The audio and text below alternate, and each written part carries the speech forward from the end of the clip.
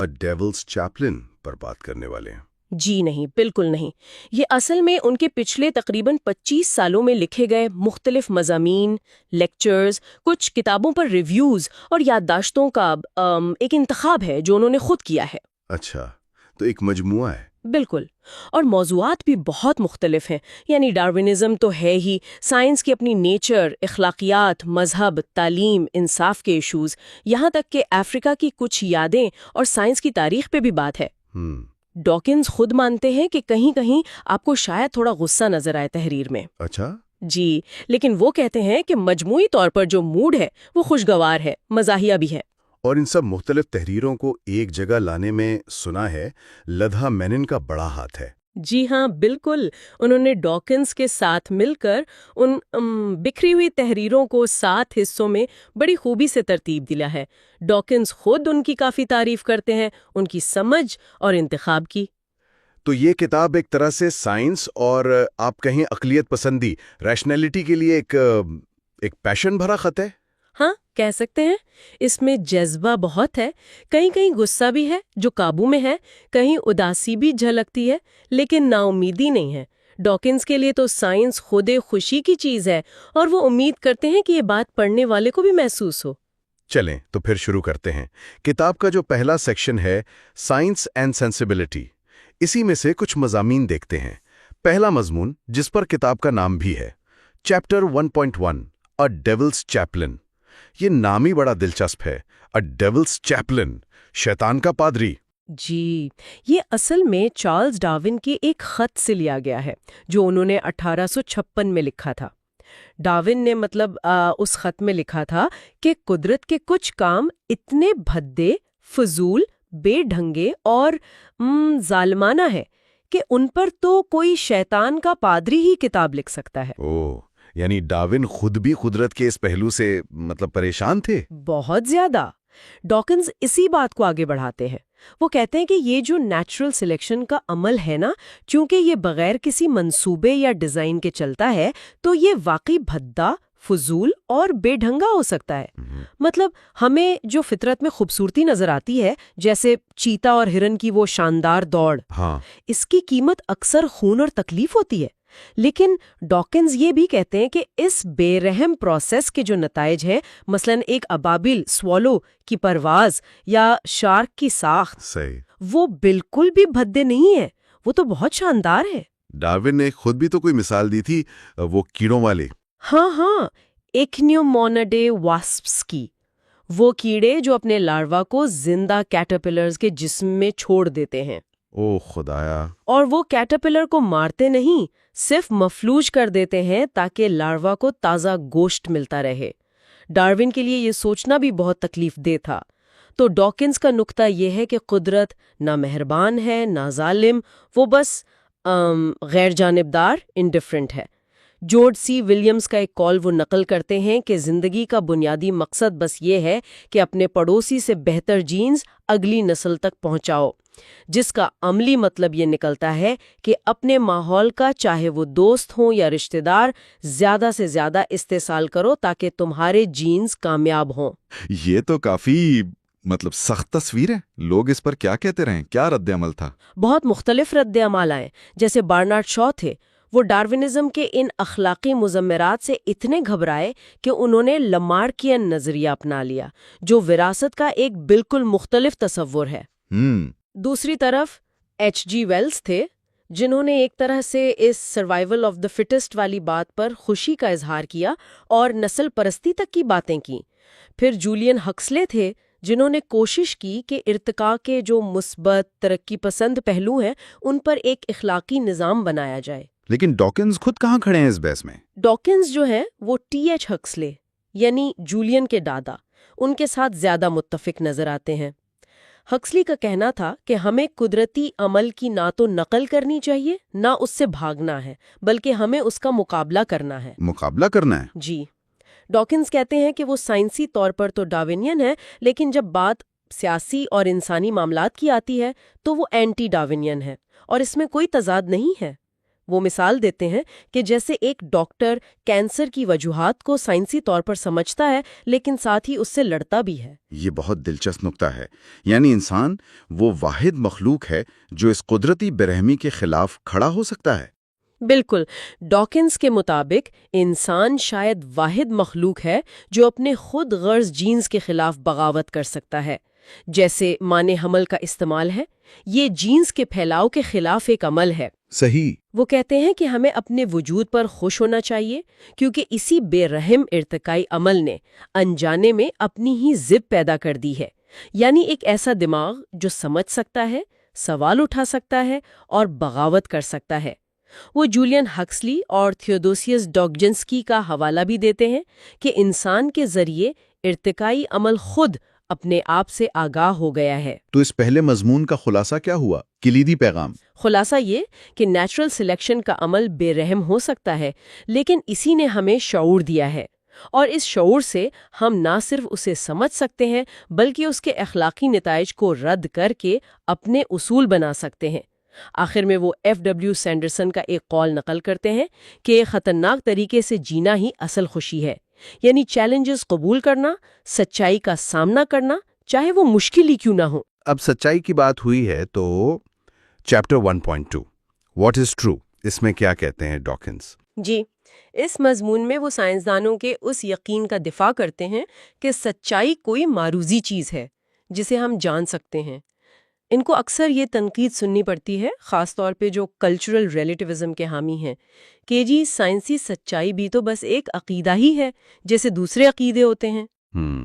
Dawkins جواب دیتے ہیں کہ بھئی سائنس کام کرتی ہے، اس کے نتائج نظر آتے ہیں، ہوائی جہاز اڑتے ہیں، دوائیاں اثر کرتی ہیں، لوگ جب بیمار ہوتے ہیں تو ڈاکٹر کے پاس جاتے ہیں، جادوگر کے پاس نہیں۔ صحیح بات ہے۔ وہ یہ مانتے ہیں کہ ہاں، کارل پاپر اور تھامس کون ٹھیک کہتے ہیں کہ سائنسی نظریات حتمی نہیں ہوتے، وہ بدل سکتے ہیں، جیسے نیوٹن کی فزکس آئنسٹائن کی تھیوری کے مقابلے میں ایک اپروکسیمیشن نکلی۔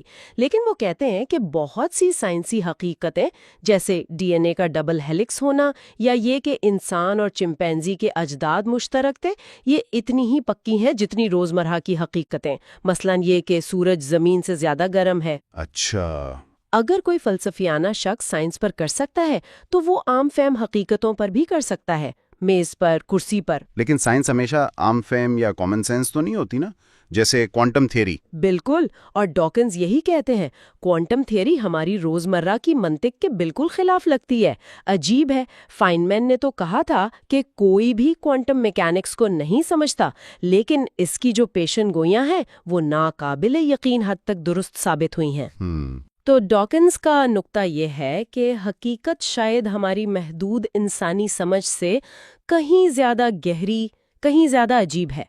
ہمارا دماغ تو بس افریقہ کے میدانوں میں درمیانے سائز کی چیزوں سے نمٹنے کے لیے بنا تھا۔ اس گہرائی کے سامنے سچائی پر صرف فلسفیانہ نکتہ چینی کرنا کبھی کبھی بچکانہ لگتا ہے۔ ٹھیک ہے، یہ بات بھی سمجھ میں آتی ہے۔ اچھا، اب ایک اور مضمون ہے جو ہماری تصورات کو چیلنج کرتا ہے، chapter 1.3 gaps in the mind. یہ اسپیشیزم کے بارے میں ہے، ٹھیک؟ جی ہاں، اسپیسیزم یعنی یہ سوچ کہ انسان باقی تمام جانداروں سے الگ اور افضل ہے۔ ڈاکنز کہتے ہیں کہ یہ ہمارے ڈسکنٹینیوس مائنڈ کی وجہ سے ہے۔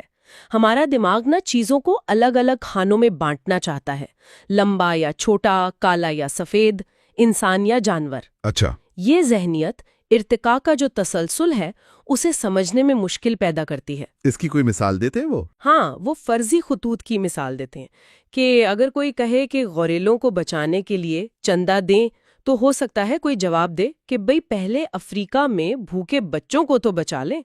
یہ اعتراض سمجھ میں آتا ہے۔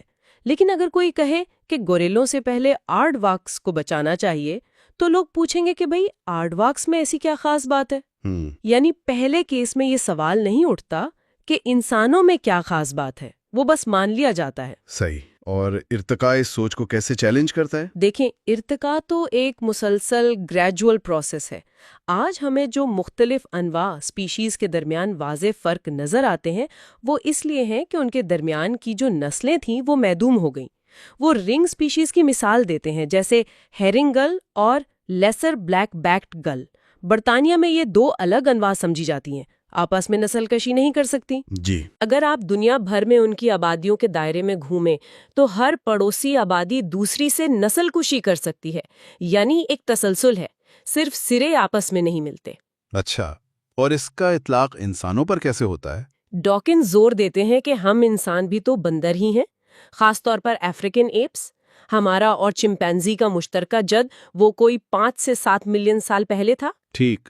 وہ ایک خیالی تصویر بناتے ہیں کہ آپ ساحل پر کھڑے ہوں، اپنی ماں کا ہاتھ پکڑیں، وہ اپنی ماں کا، یہ زنجیر ماضی میں چلتی جائے تو صرف 300 میل یا اس سے بھی کم لمبی زنجیر میں آپ اس مشترکہ جد تک پہنچ جائیں گے جو انسانوں اور چمپینزیوں دونوں کا تھا۔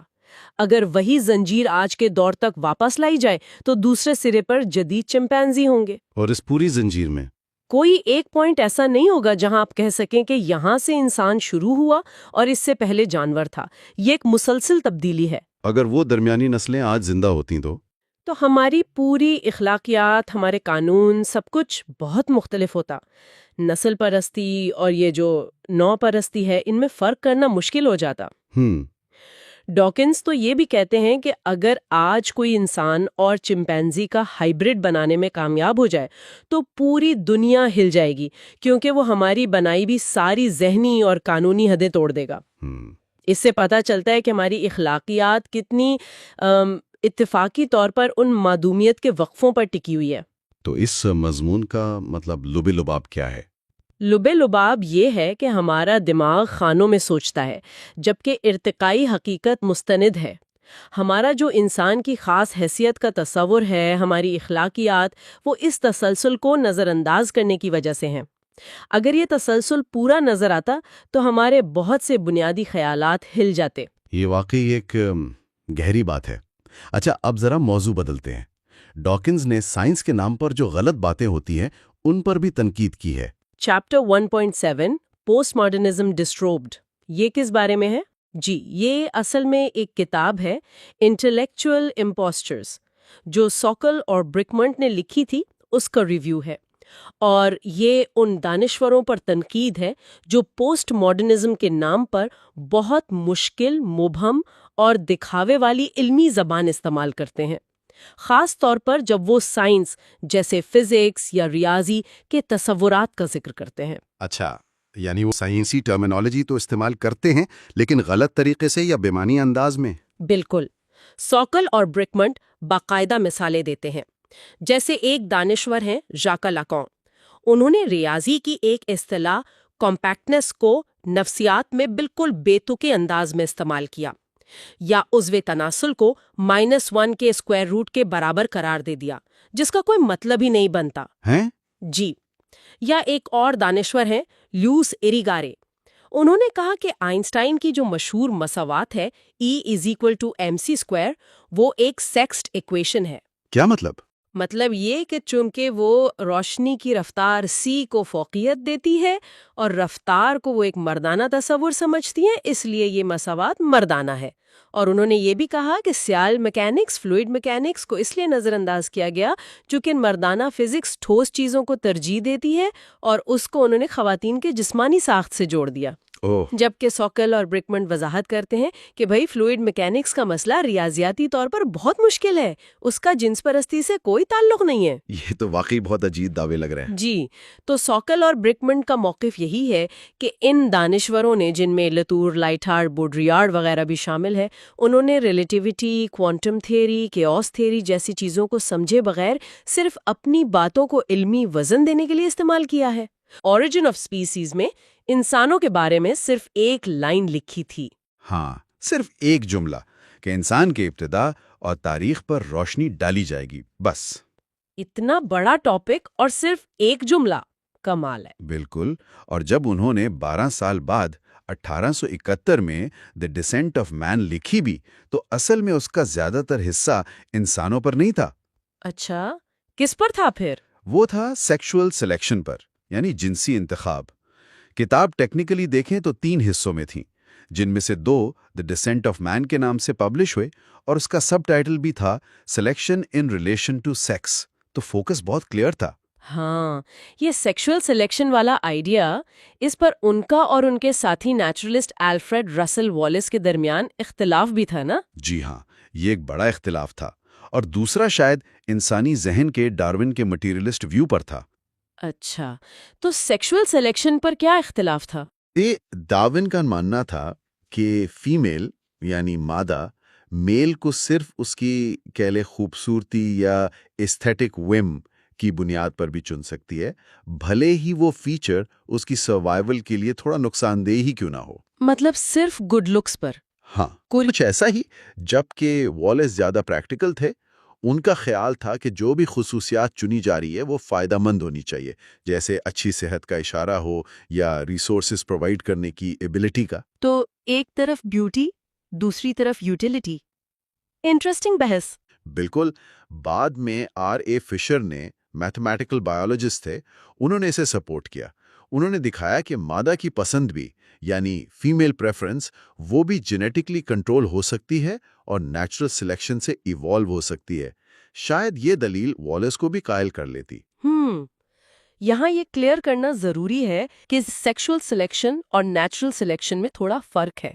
جی بالکل، نیچرل سلیکشن تو انوائرنمنٹ میں سروائیول اور ریپروڈکشن کی بات ہے، جبکہ سیکشول سلیکشن ایک ہی جنس کے اندر عام طور پر میلز کے اندر مقابلہ ہے، اپوزٹ سیکس کو اٹریکٹ کرنے کے لیے۔ کوئی مثال دے سکتے ہیں؟ ہاں، جیسے وروٹ منکی ہے، اس کا پینس تو نیچرل سلیکشن کی وجہ سے ہے، لیکن اس کا جو چمکدار لال رنگ ہے اور نیلا سکروٹم جو وہ دوسرے میلز کو ڈسپلے کرتا ہے، وہ سیکشول سلیکشن کا نتیجہ ہے۔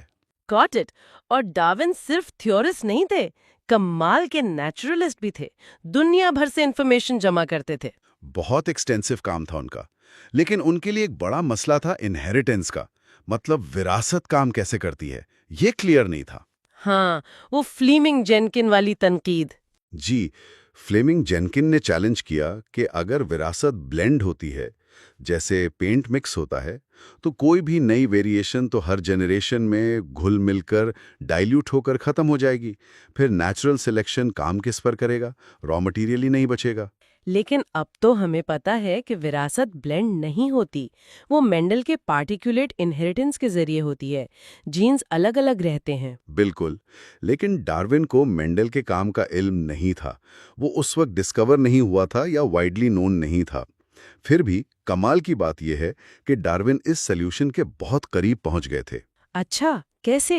انہوں نے خود 1866 میں والیس کو ایک لیٹر لکھا، اس میں انہوں نے مٹر پر اپنے کچھ ایکسپیریمنٹس کا ذکر کیا جو بالکل مینڈل کے ایکسپیریمنٹس جیسے تھے، اور انہوں نے یہ بھی نوٹ کیا کہ سیکس یعنی میل یا فیمیل ہونا یہ خود پارٹیکولر انہیریٹنس کی ایک مثال ہے۔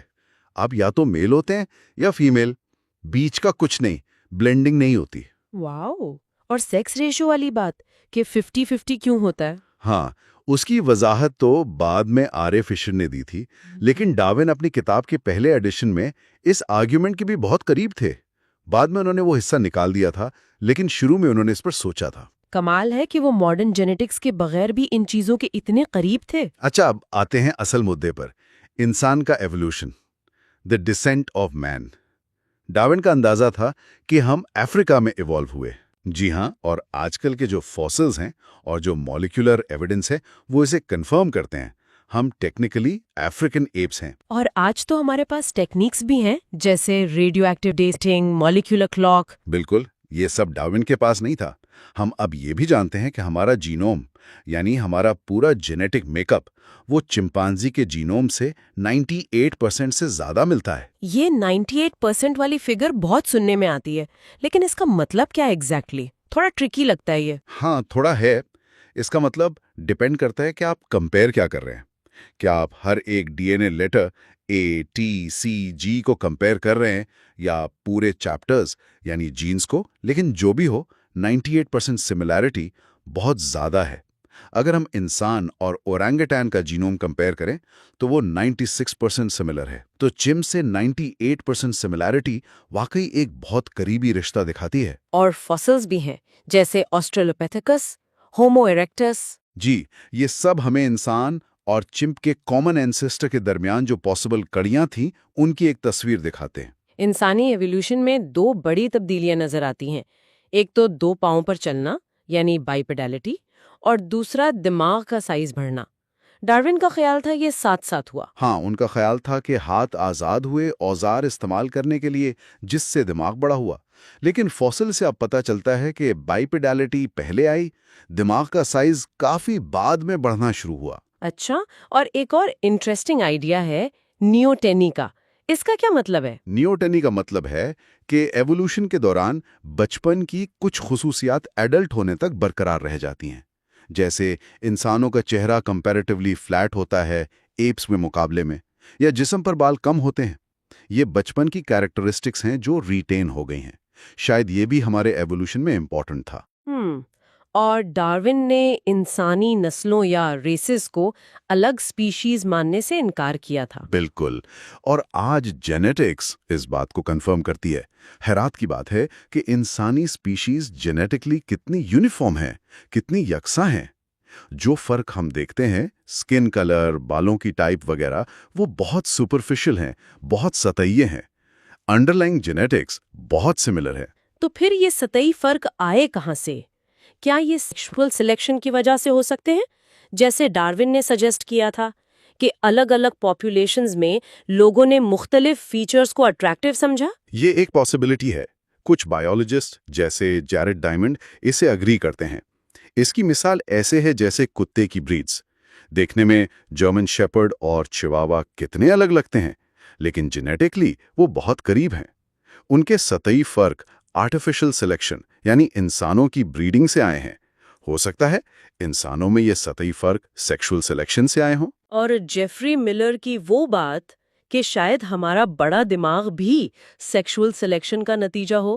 ہاں، ان کی کتاب دی میٹنگ مائنڈ میں یہ آرگیومنٹ ہے کہ شاید ہمارا بڑا دماغ، ہماری ذہانت، کریٹیوٹی، زبان، یہ سب کمپلیکس ڈسپلے فیچرز کے طور پر ایوالو ہوئے ہوں، پارٹنرز کو اٹریکٹ کرنے کے لیے۔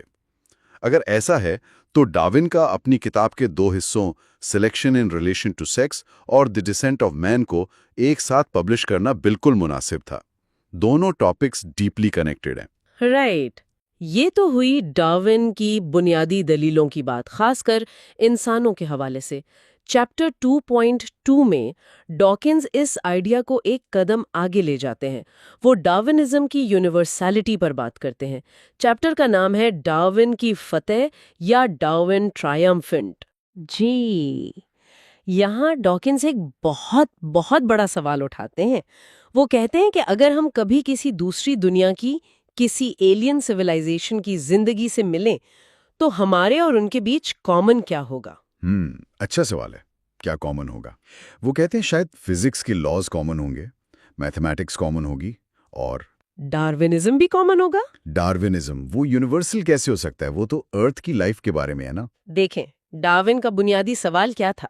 سوال یہ تھا کہ زندگی میں اتنی کمپلیکس ڈیزائن جیسی چیزیں جیسے آنکھ ہیں، پر ہیں، دماغ ہیں، یہ بغیر کسی ڈیزائنر کے نیچرل طریقے سے کیسے وجود میں آئیں؟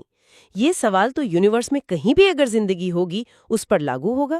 ہاں، یہ بات تو صحیح ہے، کمپلیکسٹی کا سوال تو یونیورسل ہے، بالکل۔ اور ڈارون کا جو جواب تھا کہ یہ کمپلیکسٹی چھوٹی رینڈم ہیریڈیٹری تبدیلیوں کے نان رینڈم سروائیول سے بنتی ہے، یہ شاید واحد ممکنہ نیچرلسٹک حل ہے۔ کوئی اور طریقہ شاید ہے ہی نہیں جو ایسی کمپلیکس اڈیپٹیشنز پیدا کر سکے۔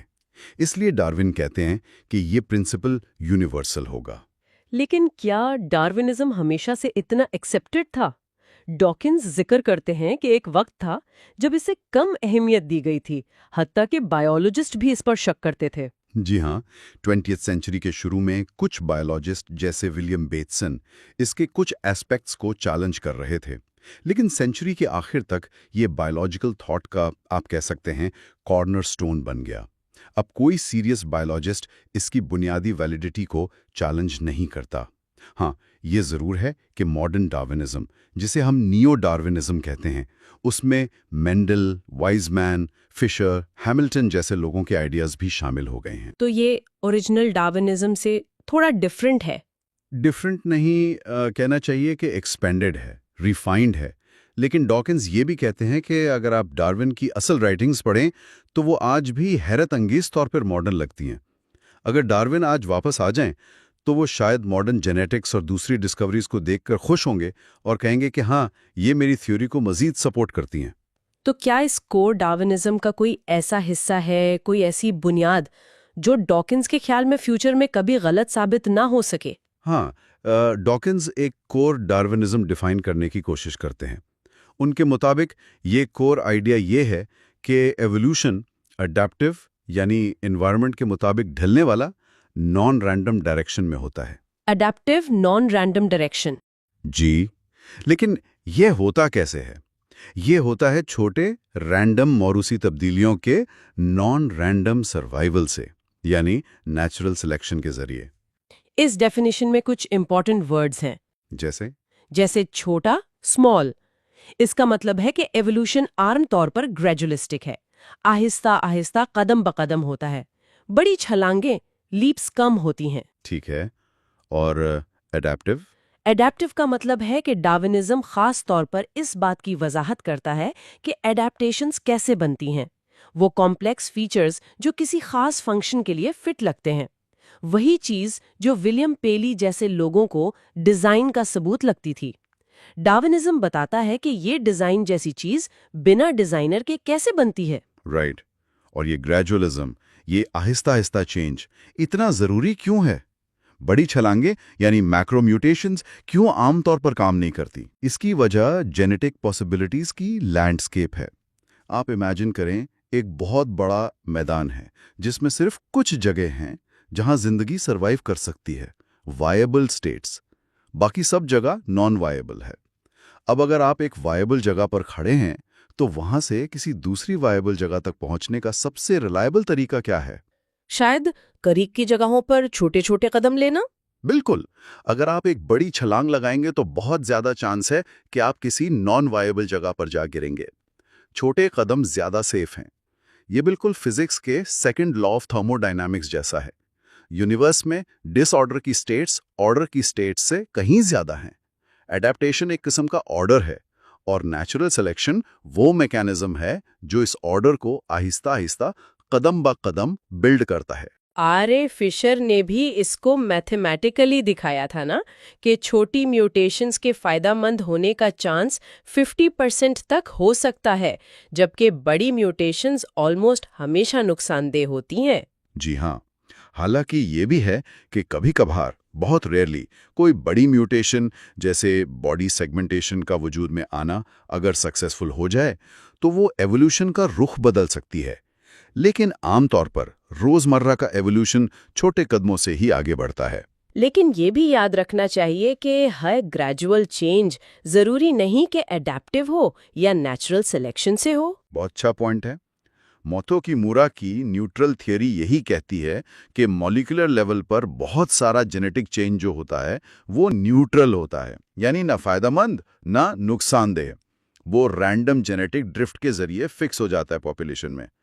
لیکن ایڈیپٹیشنز کا وجود، آنکھ کا ہونا، پر کا ہونا، یہ اس بات کا ثبوت ہے کہ سارا ایوولوشن صرف رینڈم ڈرفٹ نہیں ہو سکتا، کہیں نہ کہیں نان رینڈم سلیکشن کام کر رہا ہے۔ تو اگر رینڈم چینج اور نان رینڈم سلیکشن ہی واحد طریقہ ہے کمپلیکسٹی پیدا کرنے کا، تو اس کا متبادل کیا ہو سکتا تھا؟ جیسے لمارکزم کا آئیڈیا تھا کہ جو خصوصیات زندگی میں حاصل کی جاتی ہیں، ایکوائرڈ کیریکٹرسٹکس، وہ اگلی نسل میں ٹرانسفر ہو جاتی ہیں۔ ڈاکنز اسے کیوں ریجیکٹ کرتے ہیں؟ ڈاکنز اس کے خلاف 3 بڑی وجوہات دیتے ہیں۔ پہلی وجہ کا تعلق ایمبریولوجی سے ہے، یعنی جسم کیسے ڈیولپ ہوتا ہے۔ وہ کہتے ہیں کہ لیمارکزم صرف تب کام کر سکتا ہے اگر ایمبریولوجی ایک بلیو پرنٹ کی طرح ہو، جیسے گھر کا نقشہ ہوتا ہے جس میں ہر کمرے کا الگ سیکشن ہوتا ہے۔ اگر بلیو پرنٹ ہو تو آپ ایک کمرے میں چینج کر کے نقشے کو اپڈیٹ کر سکتے ہیں۔ لیکن ایمبریولوجی بلیو پرنٹ نہیں ہے۔ نہیں، ڈاکنز کہتے ہیں ایمبریولوجی ایک ریسیپی کی طرح ہے، جیسے کیک کی ریسیپی۔ ریسیپی میں انسٹرکشنز ہوتی ہیں جو انٹریکٹ کر کے فائنل کیک بناتی ہیں۔ آپ کیک کے ایک ٹکڑے کو دیکھ کر ریسیپی کے کسی ایک لفظ سے ڈائریکٹلی لنک نہیں کر سکتے۔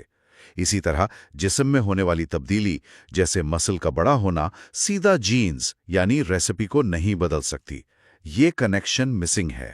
اوکے، یہ بلو پرنٹ ورسز ریسیپی والی انالوجی بہت اچھی ہے. دوسری وجہ کیا ہے؟ دوسری وجہ یہ ہے کہ زندگی میں جو ایکوائرڈ کیریکٹرسٹکس ہوتی ہیں وہ زیادہ تر نقصان دہ ہوتی ہیں، جیسے زخم لگ گیا، کوئی بیماری ہو گئی.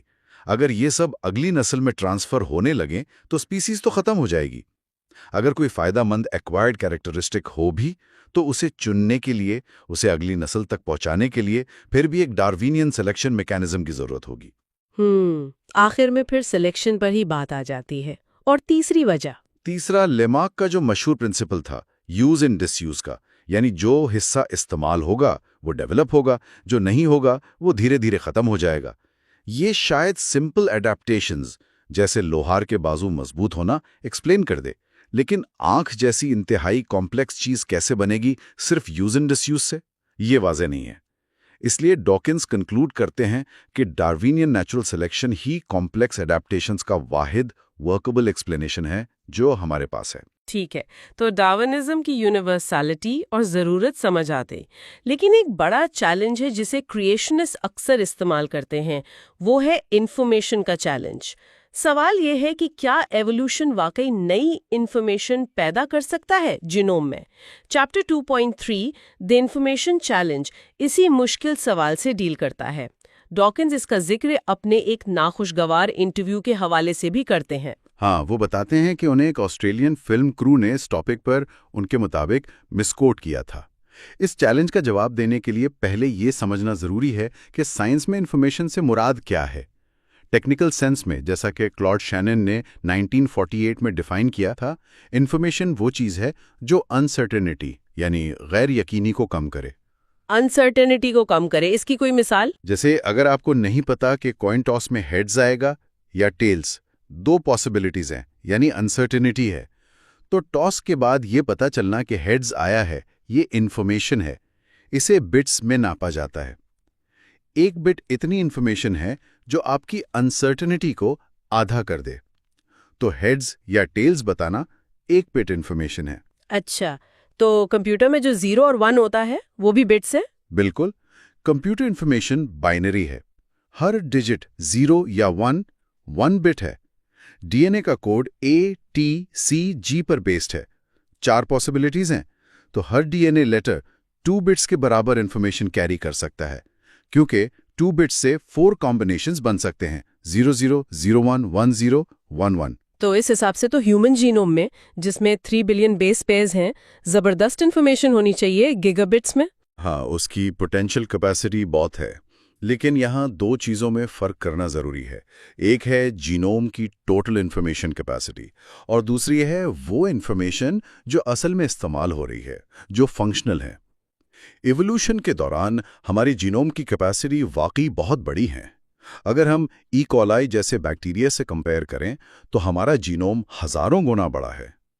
لیکن پھر وہ کریسٹڈ نیوٹ والی مثال، جس کا جینوم انسان سے بھی 10 گنا بڑا ہے. جی، اس سے پتہ چلتا ہے کہ صرف جینوم کا سائز ہی سب کچھ نہیں ہے. نیوٹ کے جینوم میں شاید بہت سارا جنک ڈی این اے ہے. جنک ڈی این اے مطلب بیکار ڈی این اے؟ ہاں، جنک ڈی این اے وہ حصہ ہے جو کسی نون فنکشن کے لیے کوڈ نہیں کرتا، یا کم سے کم ابھی تک اس کا فنکشن پتہ نہیں چلا. ہیومن جینوم میں بھی، جیسا کہ پہلے کہا، شاید صرف 1 سے 2% ڈی این اے ہی پروٹین کوڈنگ جینز پر مشتمل ہے. باقی 98% کا فنکشن یا تو ریگولیٹری ہے، یا وہ پرانے non functional genes pseudo genes ہیں، یا ڈپلیکیشنز ہیں، یا پیراسٹک ڈی این اے جیسے وائرسز کے ریمننٹس ہیں. یہ جنک ڈی این اے کا ہونا ایوولوشن کے نقطہ نظر سے تو بالکل سمجھ آتا ہے، یہ ایوولوشنری ہسٹری کا ریکارڈ ہے، لیکن کریشنسٹ پرسپیکٹو سے اس کی وضاحت کرنا مشکل ہے کہ ڈیزائن میں اتنا کچرا کیوں ہے. اوکے، تو اصل سوال پر واپس آتے ہیں. ایوولوشن جینوم میں یوزفل انفارمیشن یعنی نئے جینز، نئے فنکشنز کیسے بڑھاتا ہے اگر اتنا سارا جنک ہے؟ تو اس کا سب سے امپورٹنٹ طریقہ ہے جین ڈپلیکیشن. کبھی کبھی ڈی این اے ریپلیکیشن کے پروسیس میں غلطی سے ایک پورا جین یا جین کا بڑا حصہ کاپی ہو جاتا ہے. اب سیل کے پاس اس جین کی 2 کاپیز ہیں. اچھا، ایک ایکسٹرا کاپی. ہاں، اب ایک کاپی تو اپنا اصل کام کرتی رہتی ہے، جس سے سیل کا فنکشن ڈسٹرب نہیں ہوتا، لیکن جو دوسری کاپی ہے وہ اب فری ہے، اس پر سلیکشن کا پریشر نہیں ہے. تو اس میں میوٹیشنز جمع ہو سکتی ہیں، اور وقت کے ساتھ یہ میوٹیشنز اس کاپی کو آہستہ آہستہ موڈیفائی کر سکتی ہیں، اور وہ شاید کوئی بالکل نیا فنکشن ایوالو کر لے۔ اس کی کوئی مثال ہے؟ ہیموگلوبن کی مثال بہت کلاسک ہے۔ ہمارے خون میں آکسیجن کیری کرنے والا پروٹین، ہمارے اندر الگ الگ قسم کے گلوبن جینز ہیں، الفا گلوبن، بیٹا گلوبن، گیما گلوبن جو فیٹس میں ہوتا ہے۔ یہ سب دراصل ایک ہی قدیم گلوبن جین کی ڈپلیکیشنز ہیں جو ایوولوشن کے مختلف سٹیجز پر ہوئیں، اور پھر ان میں میوٹیشنز آنے سے وہ تھوڑی تھوڑی مختلف ہو گئیں اور اسپیشلائزڈ فنکشنز ڈیولپ کر لیے۔ تو بیسیکلی ڈپلیکیشن سے را مٹیریل ملتا ہے، اور پھر میوٹیشن اور سلیکشن اس را مٹیریل کو تراش کر نئی چیز بناتے ہیں، اور جینوم میں ایسی non functional copies pseudo genes کا ملنا اس پروسیس کا ثبوت ہے۔ بالکل، وہ ایوولوشنری ایکسپیریمنٹس ہیں جو کام نہیں آئے۔ اچھا، انفارمیشن کو ایک اور طریقے سے بھی دیکھا جا سکتا ہے، جسم کی کمپلیکسٹی کے طور پر۔ کمپلیکسٹی؟ جیسے ایک لابسٹر ہے، اس کے جسم کے سیگمنٹس کافی اسپیشلائزڈ ہوتے ہیں، بڑے کلاز ہیں، چلنے والی ٹانگیں ہیں، دم ہے، ہر حصہ مختلف ہے۔ اس کے مقابلے میں ایک ملی پیڈ کو دیکھیں، اس کے سیگمنٹس بہت ریپیٹیٹو ہوتے ہیں، آلموسٹ ایک جیسے ہیں۔ تو ہم کہہ سکتے ہیں کہ لابسٹر کے جسم کی ریسیپی میں، اس کے ڈیولپمنٹل پروگرام میں ملی پیڈ سے زیادہ انفارمیشن ہے، کیونکہ وہ زیادہ کمپلیکس، زیادہ ڈیفرینشیٹڈ سٹرکچر بنا رہی ہے۔ ایوولوشن میں اکثر کمپلیکسٹی بڑھتی ہے، اگرچہ یہ کوئی یونیورسل لا نہیں ہے۔ کچھ لینیجز سمپلیفائی بھی ہوتی ہیں۔ اور آخر میں ڈاکنز ایک بہت ہی زبردست اور کاؤنٹر انٹیوٹیو پوائنٹ اٹھاتے ہیں۔ وہ کہتے ہیں کہ نیچرل سلیکشن خود ایک انفارمیشن کا سورس ہے۔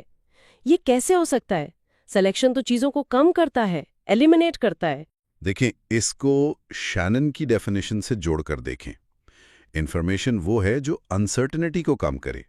ڈالی اینڈ دا کلاتھ ہیڈز۔ یہ ڈالی، وہ جو کلون کی گئی بھیڑ تھی، اس کی پیدائش کے بعد جو میڈیا میں ایک طوفان آیا تھا، اس سے شروع ہوتا ہے۔ ہاں، ڈاکنز لکھتے ہیں کہ جیسے ہی ایسی کوئی بڑی سائنسی خبر آتی ہے، خاص طور پہ کلوننگ جیسی، تو اخباروں میں، ریڈیو، ٹی وی پر فوراً بحثیں شروع ہو جاتی ہیں۔ بالکل، اور ان بحثوں میں سائنسدانوں اور اخلاقیات یا قانون کے ماہرین کے ساتھ پتہ نہیں کیوں ہمیشہ مذہبی رہنماؤں کو ضرور بلایا جاتا ہے۔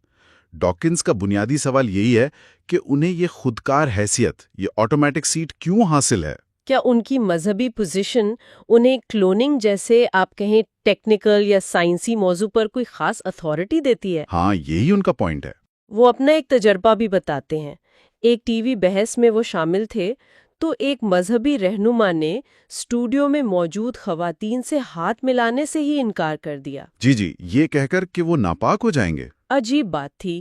پھر جب بحث شروع ہوئی اور کلوننگ کے ممکنہ نقصانات پوچھے گئے تو ان رہنما نے ایٹم بموں کا ذکر چھیڑ دیا، جو کہ موضوع سے بالکل ہی غیر متعلقہ تھا، اور انہوں نے یہ بھی غلط کہا کہ آئنسٹائن نے ایٹم کو تقسیم کیا تھا یا توڑا تھا۔ ہاں، یعنی فیکچول غلطی بھی۔ بالکل۔ ایک اور دلیل جو اکثر سامنے آتی تھی وہ تھی کہ بھئی خدا نے دنیا 6 دن میں بنائی اور 7ویں دن آرام کیا، تو شاید ہمیں بھی ایسی چیزوں میں، مطلب کلوننگ وغیرہ میں، ایک حد رکھنی چاہیے۔ ڈاکنز اس پر کہتے ہیں کہ اگر تو وہ رہنما واقعی اس 6 دن والی بات پر لفظاً یقین رکھتے ہیں تو پھر ان کی سائنسی لا علمی انہیں اس بحث کے لیے نااہل بناتی ہے۔ صحیح۔ اور اگر یہ صرف ایک تمثیل تھی، ایک ایلیگری، تو پھر یہ ایک بیکار تمثیل ہے، کیونکہ یہ نہیں بتاتی کہ ہمیں کہاں رکنا چاہیے، کب کہنا چاہیے کہ بس اب آگے نہیں بڑھنا۔ اچھا، ایک اور فکر جو ظاہر کی گئی وہ یہ تھی کہ کلون جو ہوگا اس کی اپنی انفرادیت، انڈیویجویلٹی نہیں ہوگی، وہ شاید ایک بیرو مشین کی طرح ہوگا۔ اس پر ڈاکنز نے آئیڈینٹیکل ٹوینز، یعنی جو قدرتی کلون ہوتے ہیں، ان کی مثال دی۔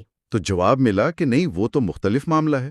ایک اور رہنما نے کہا کہ جڑواں بچے تو پرورش یعنی نرچر کی وجہ سے مختلف ہو جاتے ہیں، جس پر ڈاکنز نے فوراً کہا کہ بھئی اگر 50 سال کے فرق سے 2 کلون بنائے جائیں تو ان کی پرورش تو اور بھی زیادہ مختلف ہوگی۔ بالکل۔ تو یہ ساری مثالیں دے کر ڈاکنز اس بنیادی سوال پر آتے ہیں کہ آخر ہماری سوسائٹی، ہمارا معاشرہ، مذہبی خیالات کو یہ ان ارنڈ رسپیکٹ، یہ بنا کمایا ہوا احترام خود بخود کیوں دے دیتا ہے؟ آنے کے لیے دلیل، منطق یا ثبوت دینا پڑتا ہے۔ اور اگر احترام دینا ہی ہے تو پھر کس مذہب کے نظریے کو؟ کیونکہ وہ تو آپس میں ہی اتنے مختلف ہیں، بعض اوقات متضاد بھی، کیتھولک اور پروٹسٹنٹ، شیعہ اور سنی۔ جی ہاں، وہ اس پر بھی سوال اٹھاتے ہیں کہ کیا والدین کو یہ حق حاصل ہے کہ وہ اپنے بچوں کو مذہب کے نام پر مثلاً بائیولوجی کی کلاس سے نکلوانی ڈالیں؟ امتحان کے دنوں میں مذہبی بنیادوں پر رعایت مانگے یا جنگ کے دوران کانشینشس آبجیکٹر کا سٹیٹس مانگے؟ تو لب لباب یہ ہے کہ یہ خصوصی رسائی اور اثر و رسوخ مذہبی نمائندوں کو کیوں ملنا چاہیے، بجائے ان لوگوں کے جو اپنی قابلیت، اپنی مہارت کی بنیاد پر اس کے حقدار ہوں۔ بالکل۔ اسی خیال کو آگے بڑھاتے ہوئے اگلا سیکشن ہے 3.5 ٹائم ٹو اسٹینڈ اپ، یعنی کھڑے ہونے کا وقت۔ جی، یہ سیکشن 9/11 کے حملوں کے فوراً بعد کے ماحول میں لکھا گیا تھا۔ اس وقت ایک جملہ بہت عام تھا، ہاں، کہ نیو یارک میں جو ہوا اس کے لیے اسلام کو مورد الزام ٹھہرانا ایسا ہی ہے جیسے شمالی آئرلینڈ کے مسائل کے لیے عیسائیت کو الزام دینا۔ ڈاکنز کہتے ہیں ٹھیک ہے، یہ موازنہ، یہ کمپیریزن درست ہے، لیکن میرا نتیجہ اس سے مختلف ہے۔ میرا نتیجہ یہ ہے کہ اب وقت آ گیا ہے کہ مذہب پر کھل کر تنقید کی جائے۔ دونوں مثالوں میں مذہب ایک مسئلہ ہے۔ وہ اپنے دوست آنجہانی ڈگلس ایڈمز کا حوالہ دیتے ہیں۔ جی، ایڈمز نے کہا تھا کہ سائنسی طریقہ کار تو یہ ہے کہ آپ ہر خیال پر حملہ کریں، اس پر سوال اٹھائیں، اسے پرکھیں، لیکن مذہبی خیالات کو مقدس یا سیکرڈ قرار دے کر تنقید سے محفوظ کر لیا جاتا ہے۔ ایڈمز نے پوچھا تھا ایسا کیوں ہے؟ یہ غیر منطقی تحفظ کیوں؟ ڈاکنز کہتے ہیں کہ 9/11 کے واقعات اور اس کے بعد جو امریکہ میں قومی یوم دعا جیسی چیزیں ہوئیں، ان سے ان کے دل میں مذہب کے لیے جو تھوڑا بہت احترام باقی تھا وہ بھی ختم ہو گیا۔ ان کا کہنا تھا کہ اب وقت آ گیا ہے کہ اہل فکر یعنی پیپل آف انٹیلیکٹ کھڑے ہوں اور اہل ایمان یعنی پیپل آف فیتھ کے بجائے اپنی آواز بلند کرے اور کہیں کہ بہت ہو گیا، انف۔ وہ گور وڈال کا بھی حوالہ دیتے ہیں، جنہوں نے تینوں بڑے توحیدی مذاہب یہودیت، عیسائیت اور اسلام کو پرانے عہد نامے اولڈ ٹیسٹمنٹ کی بنیاد پر اینٹی ہیومن اور آسمانی خدا کے مذاہب قرار دیا تھا۔ جی، اور یہ بھی کہ وہ پدرشاہی ہیں، پیٹریارکل ہیں اور عدم برداشت سکھاتے ہیں۔ یہاں یہ واضح کرنا ضروری ہے کہ یہ وڈال کے الفاظ ہیں جنہیں ڈاکنز کوٹ کر رہے ہیں، ہم صرف کتاب کے مواد کو بیان کر رہے ہیں۔ بالکل۔ ڈاکنز کی اپنی دلیل یہ ہے کہ اگرچہ دہشت گردی اور جنگوں کی فوری وجوہات سیاسی یا معاشی گریونسز ہو سکتی ہیں، لیکن وہ سب سے بنیادی اور خطرناک لیبل جو ہم اور وہ کی تقسیم پیدا کرتا ہے وہ مذہب ہے۔ ہاں، وہ کہتے ہیں شمالی آئرلینڈ، مشرق وسطیٰ، کشمیر، یہ سب ایسی مثالیں ہیں جہاں مذہب نے تنازعات کو ہوا دی ہے یا کم از کم انہیں ایک شناخت دی ہے۔ ان کا کہنا ہے کہ مذہب کے بغیر یہودی ریاست یا اسلامی سرزمین جیسے تصورات ہی بے معنی ہوتے۔ شاید صلیبی جنگیں نہ ہوتیں، نہ انکویزیشن، نہ یہودیوں کے خلاف پوگروم، نہ شمالی آئرلینڈ کے ٹربلز۔ وہ زور دیتے ہیں کہ ہمیں منافقت چھوڑ کر اس تقسیم کرنے والے عنصر کو اس کے اصل نام مذہب سے پکارنا چاہیے۔ وہ مذہب کو غیر ضروری اور بغیر ثبوت کے ایک ڈیلوژن، ایک وہم قرار دیتے ہیں۔ جی، وہ 9/11 کے ایک ہیرو کی بیوہ کی مثال بھی دیتے ہیں جو یہ سمجھتی تھیں کہ خدا نے اس کے شوہر کو اس طیارے پر کسی خاص مقصد کے لیے رکھا تھا۔ جس پر ڈاکن سوال اٹھاتے ہیں کہ کیا خدا اس سے بہتر منصوبہ بندی نہیں کر سکتا تھا؟ اگر یہ خدا کا منصوبہ تھا تو بڑا عجیب منصوبہ تھا۔ اور وہ جیسی اسکوائر کی ایک پرانی نظم کا حوالہ بھی دیتے ہیں جو آج کی دنیا پر بھی صادق آتی ہے، جہاں جنگ میں دونوں فریق سمجھتے ہیں کہ خدا ان کے ساتھ ہے۔ ڈاکنز نسل در نسل چلنے والے انتقام اور گروہی لیبلنگ کو انسانی نفسیات کی بیماریاں قرار دیتے ہیں اور کہتے ہیں کہ ابراہیمی مذاہب اکثر انہیں مزید ہوا دیتے ہیں۔ تو اختتام پر وہ دوبارہ یہی زور دیتے ہیں کہ جو لوگ مذہب کے اس اجتماعی فریب، اس کلیکٹیو ڈیلیوژن کو مسترد کرتے ہیں، انہیں 9/11 جیسے واقعات کے بعد کھل کر بولنا چاہیے تھا۔ اچھا، اب آتے ہیں چیپٹر 4 کی طرف۔ اس کا تعارف ہے "دے ٹولڈ می ہیراکلیٹس"۔ اس مختصر سے تعارف میں ڈاکنز بڑھتی عمر کے ساتھ آنے والی تبدیلیوں کا ذکر کرتے ہیں۔ کہتے ہیں کہ پہلے دوستوں کی شادیوں میں بیسٹ مین بنا کرتے تھے، اب زیادہ تر دوستوں کے لیے تعزیتی مضامین، اوبیچوریز یا یولوجیز لکھتے ہیں۔ وہ جوناتھن ملر کے اس خیال سے اتفاق نہیں کرتے کہ ملحدانہ جنازے ایتھیسٹ فیونرلز زیادہ اداس ہوتے ہیں۔ جی، ڈاکنز کا خیال ہے کہ سیکولر جنازے دراصل زیادہ بہتر ہو سکتے ہیں، کیونکہ وہ رسمی اور بعض اوقات خالی دعاؤں کے بجائے مرحوم کی اصل زندگی، اس کی یادوں، اس کی پسندیدہ نظموں یا موسیقی اور دوستوں کے خراج تحسین پر زیادہ توجہ مرکوز کرتے ہیں۔ وہ بتاتے ہیں کہ اس حصے میں جو مضامین شامل ہیں وہ ان کے 3 دوستوں ڈگلس ایڈمز، WD ہیملٹن اور جان ڈائمنڈ کے لیے لکھے گئے ہیں۔ تو پہلا سیکشن ہے 4.1 لیمنٹ فار ڈگلس۔ یہ ڈگلس ایڈمز، جو ہچ hikers guide to the Galaxy کے مشہور مصنف تھے، ان کی اچانک موت کی خبر ملنے کے فوراً بعد لکھی گئی ایک بہت ہی ذاتی اور جذباتی تحریر ہے۔ جی، یہ کوئی باقاعدہ اوبیچوری یا ٹریبیوٹ نہیں ہے، بلکہ ایک گہرا دکھ بھرا نوحہ، ایک کیننگ لیمنٹ۔ ڈاکنز بتاتے ہیں کہ انہیں یہ خبر کیسے ملی۔ وہ معمول کے مطابق اپنی ای میل چیک کر رہے تھے اور اچانک یہ پیغام دیکھا۔ انہیں یقین ہی نہیں آیا۔ وہ ایڈمز کو ایک دیو خامت، ایک جائنٹ آف اے مین کے طور پہ یاد کرتے ہیں، صرف جسمانی طور پر نہیں بلکہ ان کی ذہانت، ان کے مزاح اور سائنس اور ٹیکنالوجی میں ان کی گہری دلچسپی کی وجہ سے بھی۔ ڈاکنز انہیں اپنا ٹیکنالوجی گرو مانتے تھے، جو اکثر ان کے کمپیوٹر یا دوسرے تکنیکی مسائل حل کرنے میں مدد کرتے تھے۔ ان کے درمیان جو ای میل کا تبادلہ ہوتا تھا، وہ کہتے ہیں کہ وہ ادبی اور سائنسی لطیفوں سے بھرا ہوتا تھا۔ وہ ایڈمز کی خود پر ہنسنے کی صلاحیت، سیلف موکری کا خاص طور پر ذکر کرتے ہیں، خاص کر جب ایڈمز اپنے رائٹرز بلاک کے بارے میں مذاق اڑاتے تھے، اور ان کی نرم مزاجی، ان کی شائستگی کا بھی۔ ایک چھوٹی سی تمثیل، پیرابل بھی سناتے ہیں جو ایڈمز نے انہیں سنائی تھی، ٹی وی کے اندر چھوٹے آدمی والی کہانی، جو غالباً کسی چیز کو نہ سمجھنے پر تھی۔ ڈاکنز ایڈمز کو سائنس کا عظیم دوست، ادب کی روشنی، گوریلا اور گینڈے جیسے جانوروں کا محافظ، ایپل کمپیوٹر کا سب سے بڑا حمایتی اور اپنا ایک ناقابل تلافی دانشور ساتھی قرار دیتے ہیں۔ تحریر کا اختتام اس ذکر پر ہوتا ہے کہ انہوں نے ایڈمز کی یاد میں ایک ڈگلس فر کا درخت لگایا ہے۔ بہت جذباتی تحریر ہے۔ اگلا سیکشن ہے 4.2 یولوجی فار ڈگلس ایڈمز۔ یہ وہ باقاعدہ تعزیتی کلمات ہیں جو ڈاکنز نے لندن کے Saint Martin in the Fields church میں ایڈمز کی یاد میں منعقدہ تقریب میں 17 ستمبر 2001 کو ادا کیے۔ یہاں ڈاکنز ایڈمز کی سائنس سے گہری محبت پر زیادہ توجہ مرکوز کرتے ہیں۔ وہ یاد کرتے ہیں کہ ایک بار ایڈمز نے ان سے مشورہ مانگا تھا کہ کیا انہیں سائنس پڑھنے کے لیے دوبارہ یونیورسٹی جانا چاہیے۔ ڈاکنز نے منع کر دیا۔ انہوں نے کہا کہ تم پہلے ہی اتنا کچھ جانتے ہو، تمہیں ضرورت نہیں ہے۔ جی، اور کہا کہ تمہاری کتابوں میں جو سائنسی اور فلسفیانہ خیالات ہیں، جیسے انفینٹ امپروبیبلٹی ڈرائیو، وہ تمہاری گہری سمجھ بوجھ کا ثبوت ہے۔ ڈاکنز ایڈمز کی 1998 میں کانفرنس میں دی گئی امپرومپٹو تقریر کے کچھ اقتباسات بھی پڑھتے ہیں۔ اس تقریر میں ایڈمز نے بڑے مزاحیہ انداز میں سائنسدانوں کے سامنے اپنی عاجزی کا اظہار کیا تھا، سائنسی طریقہ کار اور مذہبی عقائد کا موازنہ کیا تھا، اور اپنی پیدائش کا ذکر کیا تھا کہ وہ کیمبرج میں 1952 میں پیدا ہوئے اور ان کے نام کے پہلے حروف DNA بنتے ہیں۔ ایڈمز کی زندگی کی تعریف، ڈیفینیشن آف لائف، تلاش کرنے کی کوشش، انسانی نقطہ نظر کی عجیب باتوں، آڈیٹیز اور ان کی مشہور تالاب کی تمثیل، پڈل انالوجی کا بھی حوالہ دیا گیا ہے۔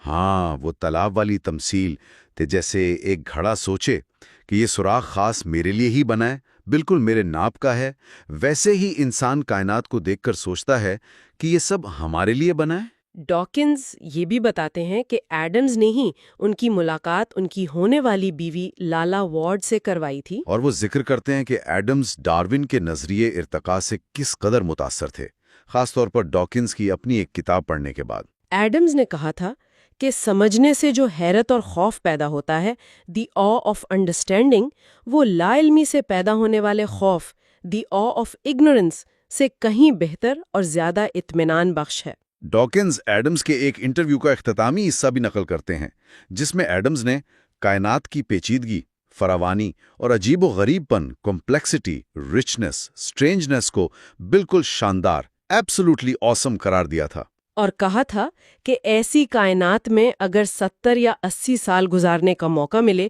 تو یہ ایک بہت اچھا وقت ہے۔ اختتام پر ڈاکنز ایڈمز کی ذہانت، ان کے مزاح اور دنیا پر ان کے مثبت اثرات کو سراہتے ہیں، اور اس بات پر افسوس کا اظہار کرتے ہیں کہ وہ اپنی پوری عمر نہ جی سکے۔ اچھا جی، اب چیپٹر 4 کا اگلا سیکشن 4.3 یہ W.D. ہیملٹن کے لیے لکھی گئی یولوجی ہے۔ جی، ولیم ڈی ہیملٹن جو ایک انتہائی اہم ایوولوشنری بایولوجسٹ تھے، یہ تعزیتی کلمات نیو کالج چیپل آکسفورڈ میں جولائی 2000 میں ادا کیے گئے۔ ڈاکنز ہیملٹن کو چارلز ڈارون کے بعد جدید ڈارونین بایولوجی کا سب سے بڑا نظریہ ساز، تھیوریٹیکل انوویٹر قرار دیتے ہیں۔ ان کی اہمیت کا اندازہ اس بات سے لگایا جا سکتا ہے کہ ڈاکنز مختلف اخبارات اور جرائد Guardian, Telegraph, New York Times, Nature, Science, the Independent, the Times, the Economist سے لیے گئے تعزیتی کلمات کے اقتباسات پیش کرتے ہیں اور سب متفقہ طور پر ہیملٹن کی عظمت کا اعتراف کرتے ہیں۔ ہیملٹن کی 2 سب سے بڑی کامیابیاں گنوائی جاتی ہیں۔ ایک تو رشتہ داری کا جینیٹک نظریہ، جینیٹک تھیوری آف کنشپ، جسے کن سلیکشن بھی کہتے ہیں۔ جی، یہ نظریہ سمجھاتا ہے کہ جانور اپنے قریبی رشتہ داروں کے لیے قربانی کیوں دیتے ہیں، حالانکہ اس سے ان کی اپنی بقا خطرے میں پڑ سکتی ہے۔ یہ سیلفش جین کے خیال سے جڑا ہوا ہے۔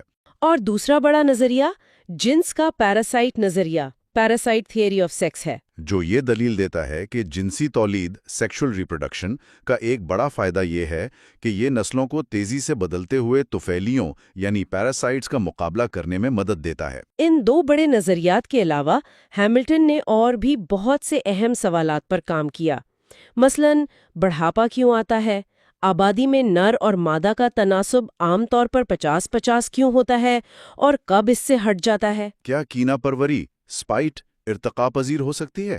جانور خطرے کے وقت جھنڈ کیوں بناتے ہیں؟ جانور اور پودے اپنی نسل کو دور دور کیوں پھیلاتے ہیں؟ غیر متعلقہ افراد کے درمیان تعاون، کوآپریشن کیسے پیدا ہوتا ہے؟ اور ایک دلچسپ سوال کہ خزاں میں پتے سرخ کیوں ہو جاتے ہیں؟ ان سب پر ہیملٹن نے گہری سوچ بچار کی اور اہم نظریات پیش کیے۔ اور ایک طرح کی علمی لاپرواہی کی مثالیں بھی دیتے ہیں۔ جی، جیسے ایک بار انہوں نے اپنا ہی ایک اہم نظریہ کسی اور سائنسدان اسٹیفن بارٹ سے منسوب کر دیا، یا شہد کی مکھیوں کے جنس کے تناسب کا اپنا انقلابی نظریہ کسی کتاب کے ریویو میں ضمناً چھاپ دیا۔ ان کی ذاتی زندگی کے کچھ پہلو بھی بتائے گئے ہیں، جیسے وہ اکثر خود شک میں مبتلا رہتے تھے، کمزوروں انڈر ڈاگز سے ہمدردی رکھتے تھے۔ یہی ہمدردی انہیں ایڈز کی ابتدا پر تحقیق کے لیے افریقہ لے گئی تھی، جہاں انہیں ملیریا ہوا جو جان لیوا ثابت ہوا۔ مالی معاملات میں بھی لاپرواہ تھے، کئی بار سائیکل چلاتے ہوئے حادثات کا شکار ہوئے۔ ان کی غیر معمولی شخصیت کے کئی قصے مشہور ہیں، جیسے اپنے چشمے پر ٹوٹی ہوئی ڈنڈی کو پیپر کلپ سے جوڑ لینا یا لائبریری میں کتابوں کی پوری الماری گرا دینا۔ روس میں ایک عجیب و غریب کانفرنس میں شرکت کا تجربہ، اور ایک بار تو وہ اپنا ہی ریسرچ سیمینار بھول گئے تھے۔ ایک ساتھی سائنسداں رابرٹ ڈرائیورز کا حوالہ دیا گیا ہے، جنہوں نے کہا تھا کہ ہیملٹن کارڈز میں سوچتے تھے جبکہ باقی سب سنگل نوٹس میں۔ یعنی ان کی سوچ بہت پیچیدہ اور کثیر الجہتی تھی۔ وہ ایک بہترین نیچرلسٹ، ماہر حیاتیات، ماہر ریاضیات اور ساتھ ہی ایک عمدہ نثر نگار بھی تھے۔ ڈاکنز ان کی یولوجی کا اختتام ولیم ورڈزورتھ کی نیوٹن کے مجسمے پر لکھی نظم کی آخری سطروں سے کرتے ہیں، جو وہ کہتے ہیں کہ ہیملٹن پر بھی پوری طرح صادق آتی ہیں۔ A mind forever voyaging through strange seas of thought alone۔ یعنی ایک ذہن جو ہمیشہ تنہا فکر کے عجیب سمندروں میں سفر کرتا رہا۔ بہت خوبصورت خراج تحسین ہے۔ اچھا، اب چیپٹر 4 کا آخری حصہ، سیکشن 4.4 سنیک آئل۔ یہ دراصل جان ڈائمنڈ کی کتاب سنیک آئل اینڈ ادر پریاکیوپیشنز کے لیے لکھا گیا پیش لفظ فورورڈ ہے۔ یہ کتاب ڈائمنڈ کی وفات کے بعد شائع ہوئی۔ جان ڈائمنڈ ایک صحافی تھے جنہیں گلے کا کینسر تھا۔ ڈاکنز یہاں 2 طرح کی ہمت میں فرق کرتے ہیں، ایک جسمانی ہمت جیسے کینسر کی تکلیف برداشت کرنا، اور دوسری فکری ہمت یعنی مشکل حالات میں بھی اپنے اصولوں پر قائم رہنا۔ وہ کہتے ہیں کہ جان ڈائمنڈ نے کبھی جسمانی ہمت کا دعویٰ نہیں کیا، وہ اپنی تکلیف کا ذکر کرتے تھے، لیکن انہوں نے فکری ہمت کا زبردست مظاہرہ کیا۔ کیسے؟ اس طرح کہ وہ مرتے دم تک متبادل یا آلٹرنیٹیو میڈیسن کے جھوٹے دعووں اور طریقوں کے خلاف لکھتے رہے، انہیں مسترد کرتے رہے۔ ڈاکنز یہاں وضاحت کرتے ہیں کہ جسے ہم سائنسی میڈیسن کہتے ہیں، وہ دراصل وہ میڈیسن ہے جسے ٹیسٹ کیا گیا ہے اور وہ کارگر ثابت ہوئی ہے۔ اور جسے آلٹرنیٹیو میڈیسن کہا جاتا ہے، وہ یا تو ٹیسٹ نہیں کی جا سکتی، یا ٹیسٹ ہونے سے انکار کرتی ہے، یا پھر ٹیسٹ میں ناکام رہتی ہے۔ ان کا نقطہ یہ ہے کہ اگر کوئی آلٹرنیٹیو طریقہ کارگر ثابت ہو جائے تو وہ پھر آلٹرنیٹیو نہیں رہتا، وہ پروستو میڈیسن بن جاتا ہے۔ بالکل، وہ آلٹرنیٹیو ٹیسٹ کے خیال کو بھی مسترد کرتے ہیں۔ کہتے ہیں سچ تو ایک ہی ہوتا ہے۔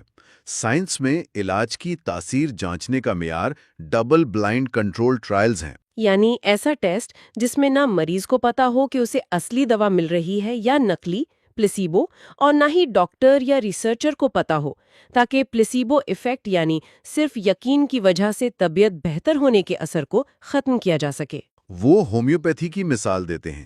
کہتے ہیں کہ ہومیوپیتھی کا بنیادی اصول ہی انتہائی ڈائلیوشن ہے، یعنی دوا کو اتنا زیادہ پانی یا الکوہول میں حل کیا جاتا ہے کہ آخر میں فعال جزو ایکٹیو انگریڈینٹ کا ایک مولیکیول بھی باقی رہنے کا امکان تقریباً صفر ہوتا ہے۔ تو ڈاکنز کہتے ہیں کہ ایسی صورت میں تجرباتی خوراک جس میں دوا ہونی چاہیے تھی اور کنٹرول خوراک جو کہ پلیسیبو ہے میں تو کوئی فرق ہی نہیں ہوتا۔ جی، وہ ہومیوپیتھسٹ کے اس لوپ ہول کا بھی ذکر کرتے ہیں کہ پانی کی یادداشت ہوتی ہے، واٹر میموری کے ٹیسٹ سے بیماری تشخیص کرنے کا طریقہ کے ٹیسٹ کا ایک مزاخیز قصہ بھی سناتے ہیں۔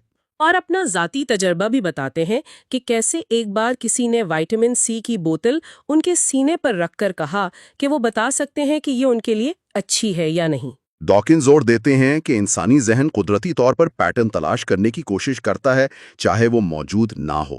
اس لیے ہمیں اعداد و شمار، اسٹیٹسٹکس اور سائنسی طریقہ کار کی ضرورت پڑتی ہے تاکہ ہم دھوکہ نہ کھائیں۔ وہ کہتے ہیں کہ جان ڈائمنڈ کی ذاتی کہانی، یعنی ایک مرتے ہوئے شخص کا ان چیزوں کے خلاف لکھنا، ان کے دلائل کو مزید طاقتور بناتی ہے، لیکن ان کے دلائل بذات خود بھی بہت مضبوط اور عقلی ہیں۔ اس کتاب کو فراڈ کرنے والوں کے خلاف جان ڈائمنڈ کا ایک آخری حملہ فائنل براڈ سائیڈ قرار دیتے ہیں۔ اب ہم چیپٹر 5 میں داخل ہو رہے ہیں۔ اس کا تعارف ہے even the ranks of Tuscany. اس تعارف میں ڈاکنز اسٹیفن جے گولڈ، جو ایک اور بہت مشہور ایولیوشنری بایولوجسٹ اور مصنف تھے، ان کے ساتھ اپنے علمی اختلافات، ایکیڈیمک ڈیفرنسز اور مشترکہ نکات، شیئرڈ گراؤنڈ، دونوں کا اعتراف کرتے ہیں۔ جی، گولڈ کی وفات پر یہ لکھا گیا ہے۔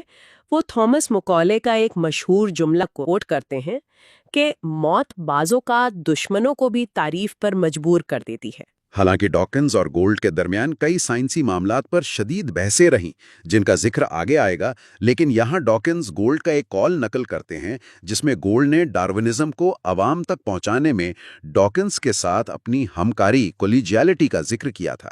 وہ بتاتے ہیں کہ اس حصے میں جو مضامین شامل ہیں وہ زیادہ تر گولڈ کی کتابوں کے جائزے ہیں یا ان سے متعلقہ موضوعات پر ہیں، جیسے ever since Darwin, Pluto's republic, hen's teeth and horse's toes, wonderful life, full house life's گرینڈیور۔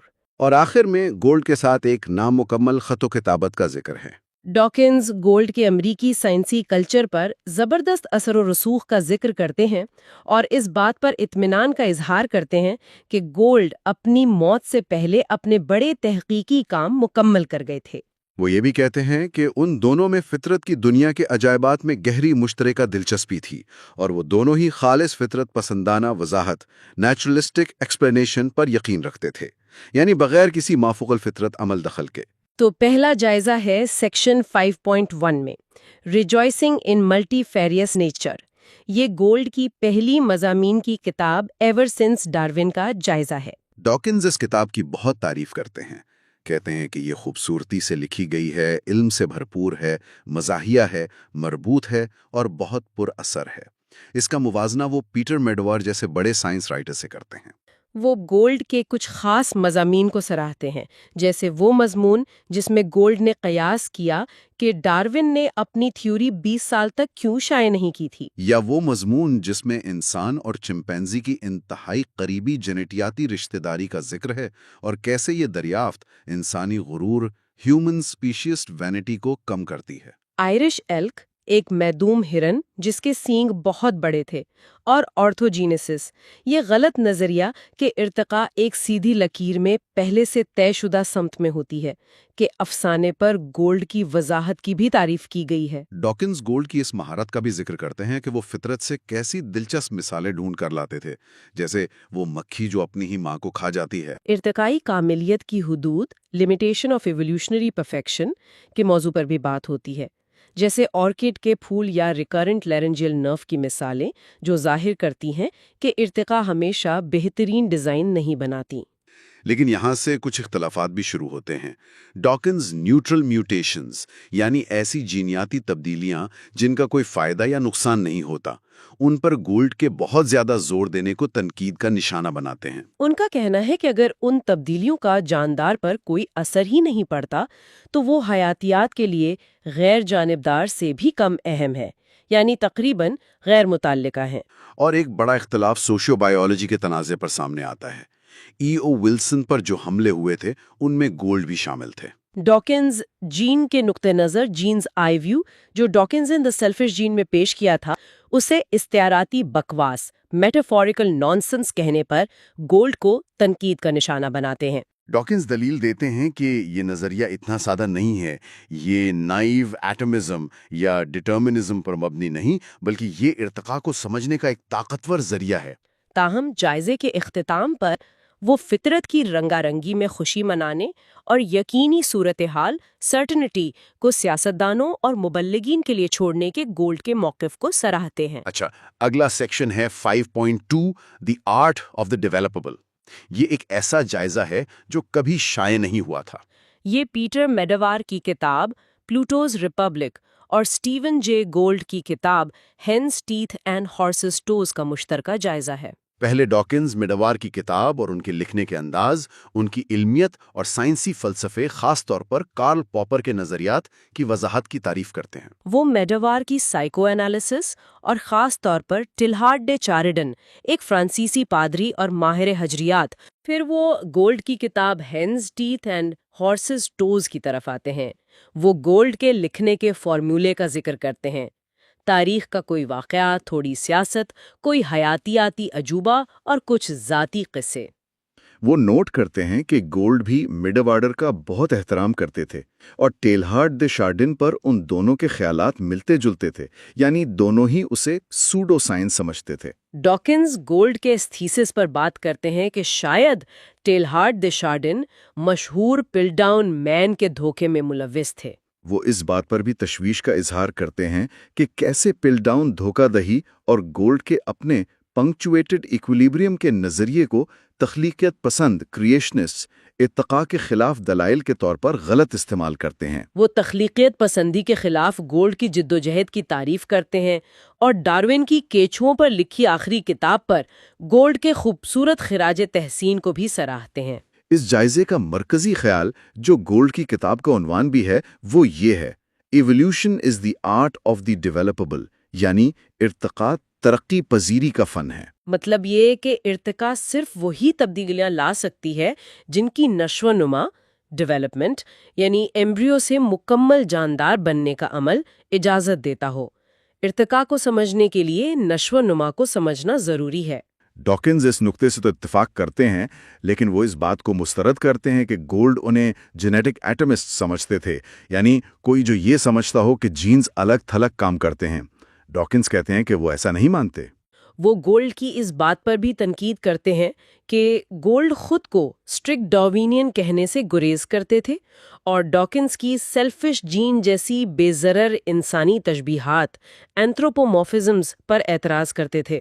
جائزے کے آخر میں وہ میڈاوار اور گولڈ دونوں کو علم کے اشرافیہ، ارسٹوکریٹس آف لرننگ قرار دیتے ہیں اور ان کی کتابیں پڑھنے کی پرزور سفارش کرتے ہیں۔ ٹھیک ہے، اب سیکشن 5.3 ہیلوسیجینیا، وائیویکسیا اینڈ فرینڈز، یہ گولڈ کی کتاب ونڈرفل لائف کا جائزہ ہے۔ اب برجس شیل نامی جگہ سے ملنے والے انتہائی عجیب و غریب اور قدیم فاسلز کے بارے میں تھی، جو تقریباً 500 ملین سال پہلے کیمبرین ایکسپلوژن کے دور کے ہیں۔ ہیلوسیجینیا اور ویواکسیا انہی میں سے دو عجیب مخلوقات کے نام ہیں۔ ڈاکنز کتاب کو خوبصورتی سے لکھا ہوا تو مانتے ہیں، لیکن کہتے ہیں کہ یہ گہرائی میں بری طرح الجھی ہوئی، ڈیپلی مڈلڈ ہے۔ وہ برجس شیل کے فاسلز پر کیمبرج کی ٹیم وٹنگٹن، برگس، کنوے مورس کے کام کی تعریف کرتے ہیں، جنہوں نے پہلے کے سائنسدان والکاٹ کی درجہ بندیوں پر نظر ثانی کی اور ان فاسلز کی اصل عجیب غریب نوعیت کو ظاہر کیا۔ لیکن وہ گولڈ کی تشریح، ان کی انٹرپریٹیشن پر شدید تنقید کرتے ہیں، خاص طور پر گولڈ کے ان نتیجوں پر۔ پہلا یہ کہ برجس فونا یعنی اس دور کے جانور آج کی دنیا کے جانوروں سے زیادہ متنوع ڈائیورس تھے۔ دوسرا یہ خیال کہ یہ دریافت بہت چونکا دینے والی ہے۔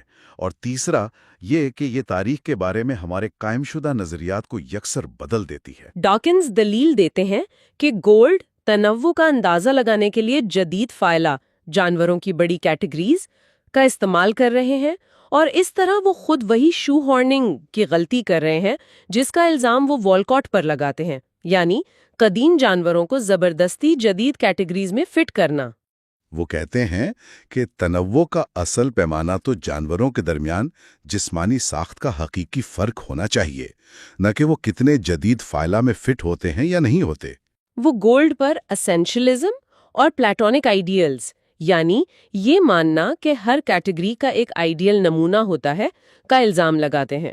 وہ یہ بھی کہتے ہیں کہ گولڈ کا یہ نتیجہ کہ ہم یعنی انسان اور دوسرے موجودہ جانور صرف خوش قسمت بچ جانے والے ہیں، لکی سروائیورز، اور اگر تاریخ کا پہیہ دوبارہ گھمایا جائے تو شاید ہم پیدا ہی نہ ہوں۔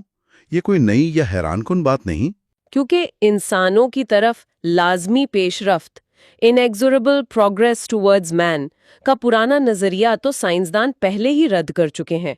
ارتقاء میں ہمیشہ کنٹنجنسی یعنی اتفاق کا عنصر شامل ہوتا ہے۔ ڈاکنز گولڈ کی بیان بازی ریٹورک پر بھی تنقید کرتے ہیں، جو ان کے خیال میں غلط فہمی پیدا کرتی ہے، جیسا کہ اس کتاب پر چھپنے والی ایک گمراہ کن اخباری سرخی سے ظاہر ہوا۔ وہ ستم ظریفی آئرنی کی نشاندہی بھی کرتے ہیں کہ گولڈ جو خود ہائر لیول سلیکشن یعنی گروپ یا سپیشیز کی سطح پر سلیکشن کے حامی ہیں، انہیں تو کنٹنجنسی یعنی اتفاق یا حادثے کے کردار سے سب سے کم حیران ہونا چاہیے۔ تو یہ کافی تنقیدی جائزہ ہے۔ جی بالکل، اور یہ بحث اگلے جائزے میں بھی جاری رہتی ہے، section 5.4 human chauvinism and evolutionary progress.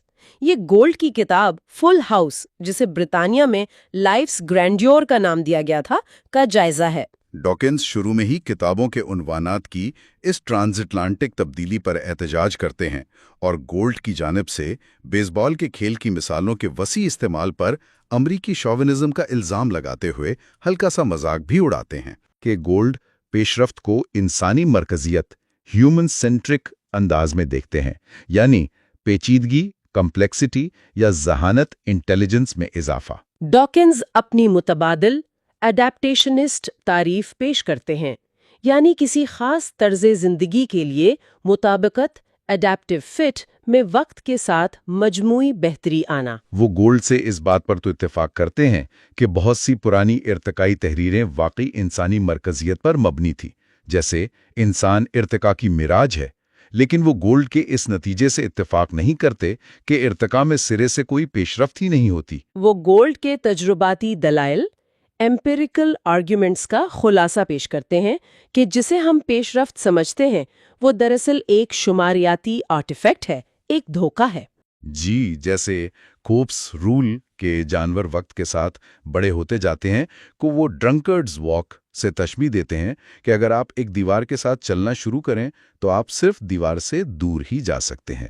اسی طرح زندگی سمپل شروع ہوئی تو وہ صرف کمپلیکس ہی ہو سکتی تھی۔ گولڈ یہ بھی کہتے ہیں کہ ہم ہمیشہ نئے آنے والوں نیو کمرز پر زیادہ توجہ دیتے ہیں اور بھول جاتے ہیں کہ آج بھی زمین پر سب سے غالب اور کامیاب زندگی کی شکل بیکٹیریا ہے، جو اربوں سال سے موجود ہیں اور نسبتاً سادہ ہیں۔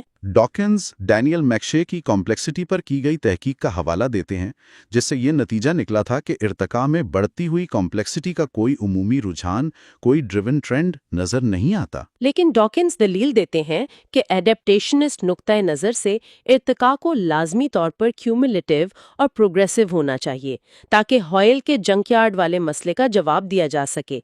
यानी ये कैसे मुमकिन है कि इत्तेफाकिया तब्दीलियों से आंख जैसी पेचीदा चीज़ बन जाए? जवाब है नेचुरल सिलेक्शन के जरिए बतदरीज क्यूमुलेटिव पेशरफ्त। वो कहते हैं कि हर लिनिएज, हर नस्ल अपनी सिमत में तरक्की करती है। आंख का बेहतर होना, इकोलोकेशन का पैदा होना, शिकारी और शिकार के दरमियान एडेप्टेशंस की दौड़, आर्म्स रेसेस, ये सब तरक्की की मिसालें हैं। वो वाजे करते हैं कि ये एडेप्टेशनिस्ट पेशरफ्त मुख्तसर से दरमियानी मुद्दत शॉर्ट टू मीडियम टर्म में मुतवक्के हैं। ज़रूरी नहीं कि लाखों करोड़ों साल के तवील अरसे में भी हो। वो गोल्ड के कैम्ब्रियन इर्तिका को खास और जंप लगाने वाला, जंपी कहने पर भी शदीद तनकीद करते हैं। डॉकिंस का इसरार है कि फाइला जैसी बड़ी कैटेगरीज भी बतदरीज अनवा, स्पीशीज से अलग होती हैं। आखिर में वो एक हकीकी तवील मुद्दती पेशरफ्त का इम्कान पेश करते हैं, एवोल्यूशन ऑफ इवॉल्वेबिलिटी, यानी खुद इर्तिका की सलाहियत का इर्तिका, जहां बड़ी इख्तरात जैसे जिन्स का पैदा होना या मल्टी सेलुलैरिटी यानी कसीर खलियाती जानदारों का बनना ने इर्तिका के लिए नए और तेज रफ्तार रास्ते खोले। तो ये जायजा भी डॉकिंस और गोल्ड के दरमियान गहरे नजरियाती इख्तिलाफात को वाज़ेह करता है। बिल्कुल। अब इस चैप्टर का आखिरी section 5.5 unfinished correspondence with the Darwinian heavyweight. ये एक बहुत ही ज़ाती नौयत का हिस्सा है जो डॉकिंस और स्टीफन जे गोल्ड के दरमियान एक नामुकम्मल रह जाने वाली खतो किताबत पर मबनी है।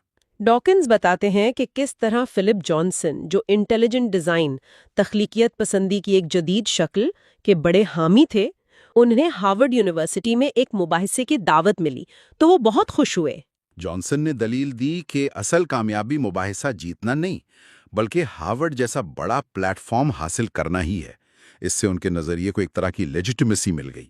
ये सुनकर डॉकिंस को याद आया कि गोल्ड ने उन्हें सालों पहले यही मशवरा दिया था कि तख्लीकियत पसंदों के साथ कभी बहस ना करें, क्योंकि उससे उन्हें गैर ज़रूरी तौर पर साख, रिस्पेक्टेबिलिटी मिलती है। तो डॉकिंस ने गोल्ड को एक ईमेल लिखी और तजवीज़ दी कि वो दोनों मिलकर एक मुश्तरका ख़त लिखें ताकि वो अवामी तौर पर इस पॉलिसी की वजाहत कर सकें कि वो तख्लीकियत पसंदों से बहस क्यों नहीं करते। गोल्ड ने फौरन और बहुत गर्म जोशी से इत्तफाक किया और डॉकिंस से कहा कि वो पहला मसवदा ड्राफ्ट लिखें। डॉकिंस फिर वो मसूदा पेश करते हैं जो उन्होंने गोल्ड को भेजा था। इस खत में कहा गया था कि अगरचे इर्तिका के मुताले में साइंसदानों के दरमियान अंदरूनी तनाज़ात और बहसें होती हैं, लेकिन खुद इर्तिका का होना एक साइंसी हकीकत है, एक फैक्ट है। और वो तख्लीकियत पसंदों या इंटेलिजेंट डिज़ाइन वालों से बहस करने से इनकार की वजह बयान करते हैं कि ये उन्हें गैर मुस्तहिक पहचान देता है और अवाम को ये तासुर देता है कि गोया इर्तिका के होने या ना होने पर साइंसदानों में कोई हकीकी बहस है। खत में हार्वर्ड वाले वाक़ये और जॉनसन के उस मुतालबे का हवाला भी दिया गया था कि वो सिर्फ डॉकिंस या गोल्ड जैसे बड़े नामों से ही बहस करेंगे ताकि उन्हें ज़्यादा पब्लिसिटी मिले। खत का इख्तिताम दूसरे साइंसदानों को भी यही पॉलिसी अपनाने की तरगीब देने पर होता है। डॉकिंस वजाहत करते हैं कि गोल्ड अपनी आखिरी बीमारी की शिद्दत की वजह से इस खत पर नजरसानी नहीं कर सके और फिर उनका इंतकाल हो गया। लेकिन डॉकिंस इसे इस उम्मीद के साथ शाया कर रहे हैं कि ये वो पैगाम पहुंचा देगा जो उन्होंने असल में गोल्ड से ही सीखा था कि तख्लीकियात पसंदों को प्लेटफॉर्म नहीं देना चाहिए। आखिर में डॉकिंस गोल्ड के साथ अपने सबसे बुनियादी इख्तराफ की एक बार फिर निशानदेही करते हैं जो गोल्ड की आखिरी बड़ी किताब the structure of evolutionary theory में बहुत वाज़ेह है, और वो है इर्तिका में जीन्स का किरदार। जी, गुड जीन्स को सिर्फ बुक कीपर्स समझते थे, यानी जो सिर्फ उन तब्दीलियों को रिकॉर्ड करते हैं जो आला सतहों, जानदार, आबादी, नो पर होती हैं। असल इर्तिकाई अमल उन आला सतहों पर होता है। जबकि डॉकिंस का मानना है कि जीन्स का एक कॉजिटिव यानी सबब बनने वाला किरदार होना जरूरी है। There is all Africa and her prodigies इन अस।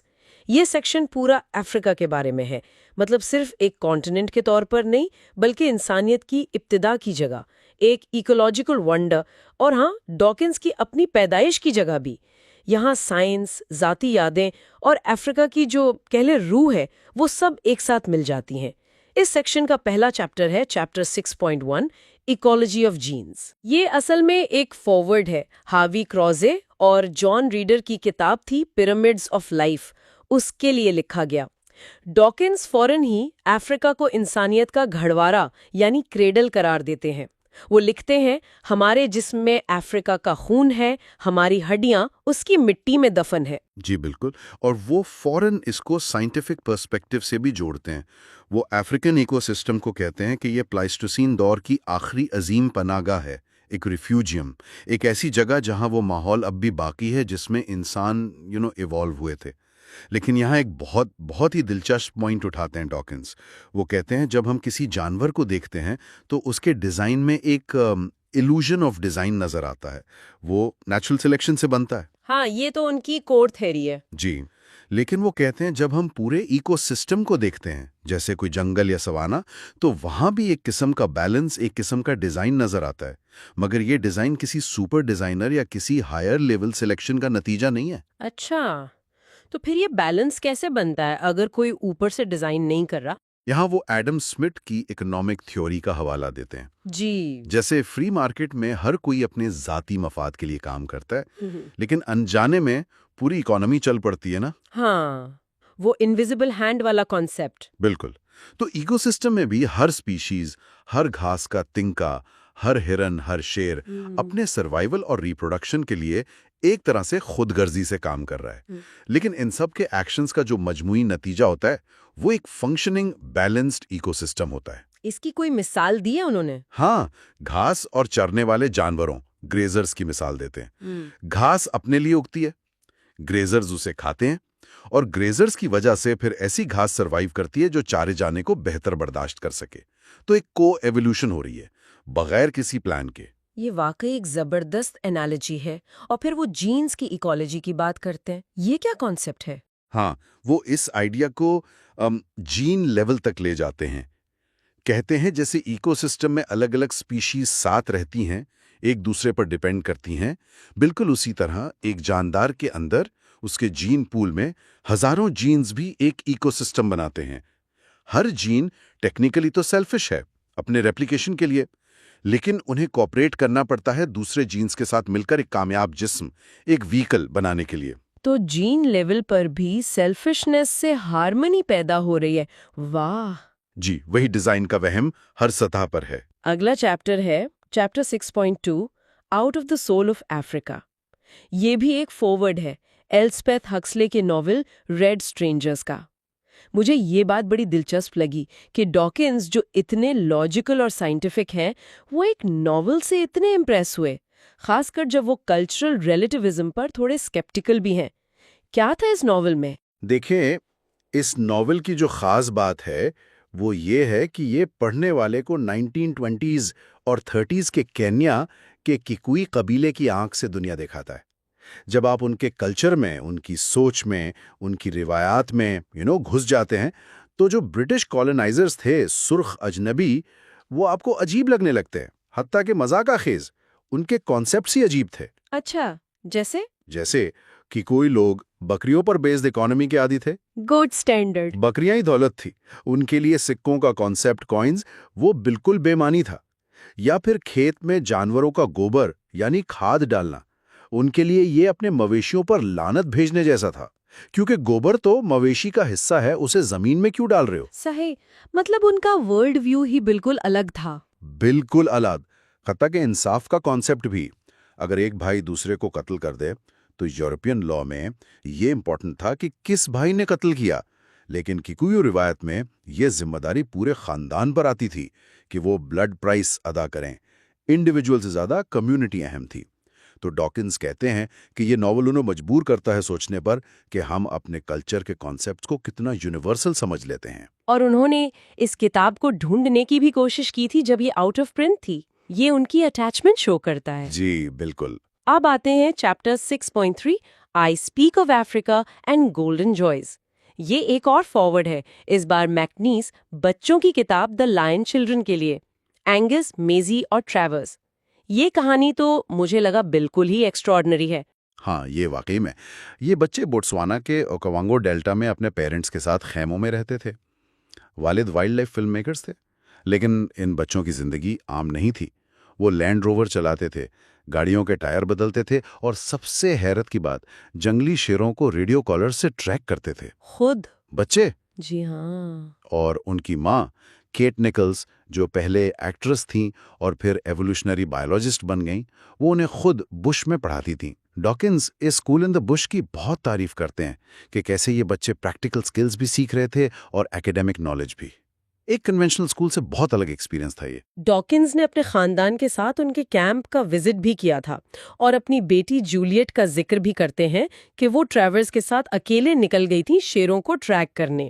یہ پل کرنا صرف کہانی پتہ چلتی ہے، بلکہ اس ماحول کا، افریقہ کی رات کی آوازوں کا، اس وائلڈنس سے قربت کا احساس ہوتا ہے۔ بالکل، یہ صرف بچوں کی کہانی نہیں ہے، یہ اس کنیکشن کی کہانی ہے وائلڈ نیچر کے ساتھ، جو شاید اب کم ہوتا جا رہا ہے دنیا میں۔ سیکشن 6 کا آخری حصہ ہے چیپٹر 6.4 ہیروز اینڈ اینسیسٹرز۔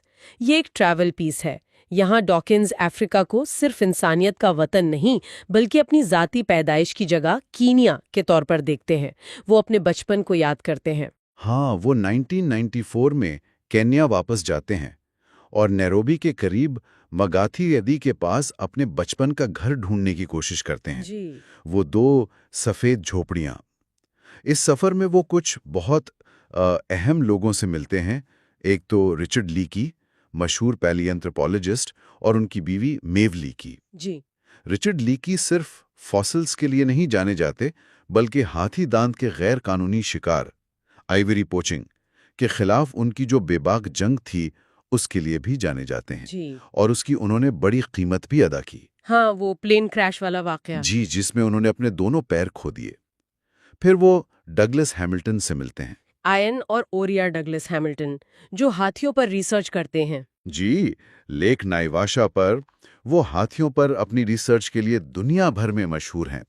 ڈاکنز ان کے کام سے، ان کی ڈیڈیکیشن سے بہت متاثر ہوتے ہیں۔ ایئن کے قصے ہیں کہ وہ کیسے ہاتھیوں کے بالکل قریب جا کر انہیں اسٹڈی کرتے تھے۔ بہت ہمت والا کام۔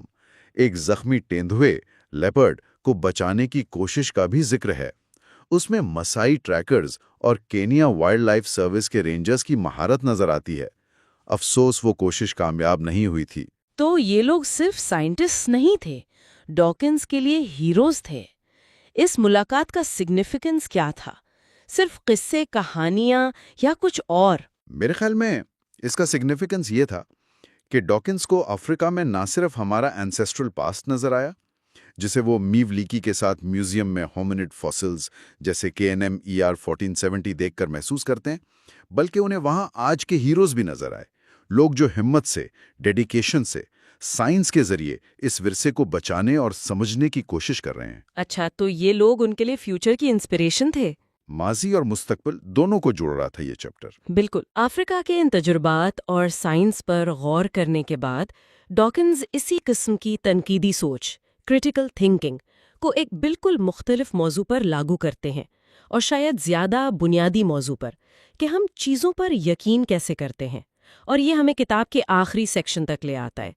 Section 7، A Prayer for My Daughter۔ یہ سیکشن صرف ایک چیپٹر پر مشتمل ہے، لیکن اس کی اہمیت بہت زیادہ ہے۔ یہ ایک کھلا خط ہے، ایک اوپن لیٹر جو ڈاکنز نے اپنی بیٹی جولیٹ کو لکھا تھا جب وہ 10 سال کی تھیں، اور اس کا مقصد اسے کوئی خاص عقیدہ سکھانا نہیں، انڈاکٹرینیشن نہیں، بلکہ یہ سکھانا تھا کہ سوچنے کا صحیح طریقہ کیا ہے، کسی بات کو ماننے کا۔ Chapter 7.1 good and bad reasons for believing. خط شروع ہوتا ہے اس بنیادی سوال سے، ہم کیسے جانتے ہیں کہ کوئی بات سچ ہے؟ ڈاکنز کہتے ہیں کہ سب سے اچھا طریقہ ہے ایویڈنس، ثبوت، اور ثبوت ہمیشہ مشاہدے، آبزرویشن پر مبنی ہوتا ہے۔ یا تو ڈائریکٹ آبزرویشن، جیسے ایسٹروناٹس کا خلا سے زمین کو گول دیکھنا، یا پھر انڈائریکٹ، جیسے ایک ڈیٹیکٹیو سراغ جمع کر کے کلوز سے کیس سالو کرتا ہے۔ سائنس بھی اسی طرح کام کرتی ہے، ہائپوتھیسس بناؤ، پریڈکشن کرو، پھر ایویڈنس سے ٹیسٹ کرو۔ جی، لیکن پھر ڈاکنز 3 بری وجوہات، بیڈ ریزنز بتاتے ہیں جن کی وجہ سے لوگ اکثر چیزوں پر یقین کر لیتے ہیں بغیر ایویڈنس کے۔ پہلی وجہ ہے ٹریڈیشن، روایت۔ یہ وہ عقیدے ہیں جو بس نسل در نسل چلتے آ رہے ہیں، اکثر یہ بھی پتہ نہیں ہوتا کہ شروع کہاں سے ہوئے تھے۔ مثال کے طور پر الگ الگ مذہبوں کے بچے عام طور پر وہی مانتے ہیں جو ان کے والدین مانتے تھے، صرف اس لیے کہ یہ ان کے گھر کی روایت ہے۔ صحیح۔ ایک اور مثال وہ حضرت مریم کے جسم سمیت آسمان پر اٹھائے جانے ازمپشن کا کیتھولک عقیدہ دیتے ہیں۔ یہ کہانی صدیوں بعد بنی اور 1950 میں پوپ نے اسے آفیشل ڈاکٹرن قرار دیا، بغیر کسی نئے ثبوت کے۔ ڈاکنز کا پوائنٹ یہ ہے کہ کوئی کہانی صرف اس لیے سچ نہیں ہو جاتی کہ وہ بہت پرانی ہے۔ ٹھیک ہے، اور دوسری بری وجہ؟ کسی بات کو مان لینا، جیسے پوپ کے کہنے پر ازیومشن کے عقیدے کو مان لینا صرف اس لیے کہ وہ پوپ ہیں، یا کسی اور مذہبی لیڈر کی بات مان لینا۔ ڈاکنز کہتے ہیں سائنس میں بھی ہم ایکسپرٹس کی بات مانتے ہیں، لیکن فرق ہے وہاں ان کی بات کی بنیاد ایویڈنس پر ہوتی ہے، اور وہ ایویڈنس پرنسپل میں سب کے لیے اویلیبل ہوتا ہے کہ وہ خود چیک کر سکیں۔ صرف اتھارٹی کافی نہیں ہے۔ اور تیسری بری وجہ ہے ریویلیشن، الہام یا وحی، یعنی کسی بات کو صرف اس لیے سچ مان لینا کیونکہ آپ کو اندر سے احساس ہو رہا ہے کہ یہ سچ ہے، ایک انسائیڈ فیلنگ، بغیر کسی باہر کے ثبوت کے۔ جیسے کوئی کہے مجھے الہام ہوا ہے، یا مجھے بس لگ رہا ہے کہ فلاں بات سچ ہے۔ ڈاکنز کہتے ہیں کہ اندرونی احساسات جیسے محبت اہم ہے، لیکن ان کے پیچھے بھی اکثر واضح وجوہات یا ثبوت ہوتے ہیں، جیسے کوئی آپ کے لیے کیا کرتا ہے وغیرہ۔ ایک سائنٹسٹ کو بھی ہنچ ہو سکتا ہے، لیکن وہ اس ہنچ کو پھر ایویڈنس سے ٹیسٹ کرتا ہے۔ صرف اندر کا احساس کسی بات کو سچ ثابت کرنے کے لیے کافی نہیں ہے، خاص طور پر جب وہ دوسروں کے احساس سے کانٹرڈکٹ کرے۔ لیکن روایت، ٹریڈیشن اتنی پاورفل کیوں ہوتی ہے؟ اگر یہ اتنی ان ریلائبل ہے تو لوگ اس پر اتنا یقین کیوں کرتے ہیں؟ ڈاکنز اس میں کیسے فرق کرتے ہیں کہ کون سی روایت ٹھیک ہے اور کون سی نہیں؟ دیکھیں، ڈاکنز اس کی وضاحت ایوولوشنری پرسپیکٹو سے کرتے ہیں۔ وہ کہتے ہیں انسان کے بچے اس طرح ڈیزائن ہوئے ہیں کہ وہ اپنے کلچر اور انوائرمنٹ سے انفارمیشن کو سپنج کی طرح جذب کر لیں۔ یہ ان کے سروائیول کے لیے ضروری ہے۔ اس کی سب سے اچھی مثال لینگویج سیکھنا ہے، زبان۔ بچے بغیر سوچے سمجھے اپنے ماں باپ اور آس پاس کے لوگوں کی زبان سیکھ لیتے ہیں۔ یہ ایک بہت پاورفل میکینزم ہے، لیکن اس انفارمیشن ایبزاربنگ میکینزم میں کوئی بلٹ ان فلٹر نہیں ہے۔ وہ یوزفل انفارمیشن جیسے زبان یا آگ سے دور رہنا، اور یوزلیس یا ہارمفل انفارمیشن جیسے توہمات یا غلط عقیدے اس میں فرق نہیں کر پاتا۔ بچے سب کچھ ایبزارب کر لیتے ہیں۔ تو اس کا مطلب ہے کہ مذہبی عقیدے بھی اسی طرح پھیلتے ہیں جیسے زبانیں پھیلتی ہیں ان کے مطابق؟ ہاں، ان کے مطابق یہ ایک اہم وجہ ہے۔ وہ کہتے ہیں لاکھوں لوگ دنیا میں بالکل مختلف اور کانٹرڈکٹری مذہبی عقیدوں پر اس لیے یقین رکھتے ہیں کیونکہ انہیں بچپن سے یہی سکھایا گیا ہے، بالکل ویسے ہی جیسے الگ الگ ملکوں میں لوگ الگ زبانیں بولتے ہیں۔ لیکن یہاں ایک بنیادی فرق ہے۔ فرینچ اور انگلش الگ زبانیں ہیں، لیکن وہ ایک دوسرے کو غلط ثابت نہیں کرتی، مگر مختلف مذہبوں کے جو دعوے ہیں ریالٹی کے بارے میں، وہ اکثر ایک دوسرے سے ٹکراتے ہیں۔ ڈاکنز کی مثال ہے کہ مریم کیتھولک آئرلینڈ میں آسمان پر اٹھا لی گئیں اور پروٹیسٹنٹ ناردرن آئرلینڈ میں نہیں۔ ایسا تو نہیں ہو سکتا، دونوں کلیمز ایک ساتھ سچ نہیں ہو سکتے۔ سمجھ گئی۔ اس لیے ان کے نزدیک مذہبی عقیدوں کو بھی ایویڈنس کی کسوٹی پر پرکھنا ضروری ہے۔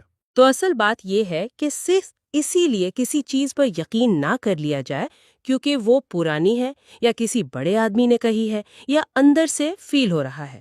ایویڈنس مانگنا ضروری ہے، لیکن کیا یہ ہمیشہ آسان ہوتا ہے؟ روزمرہ زندگی میں ہر بات کا ثبوت تلاش کرنا شاید نہیں، ہمیشہ آسان نہیں ہوتا۔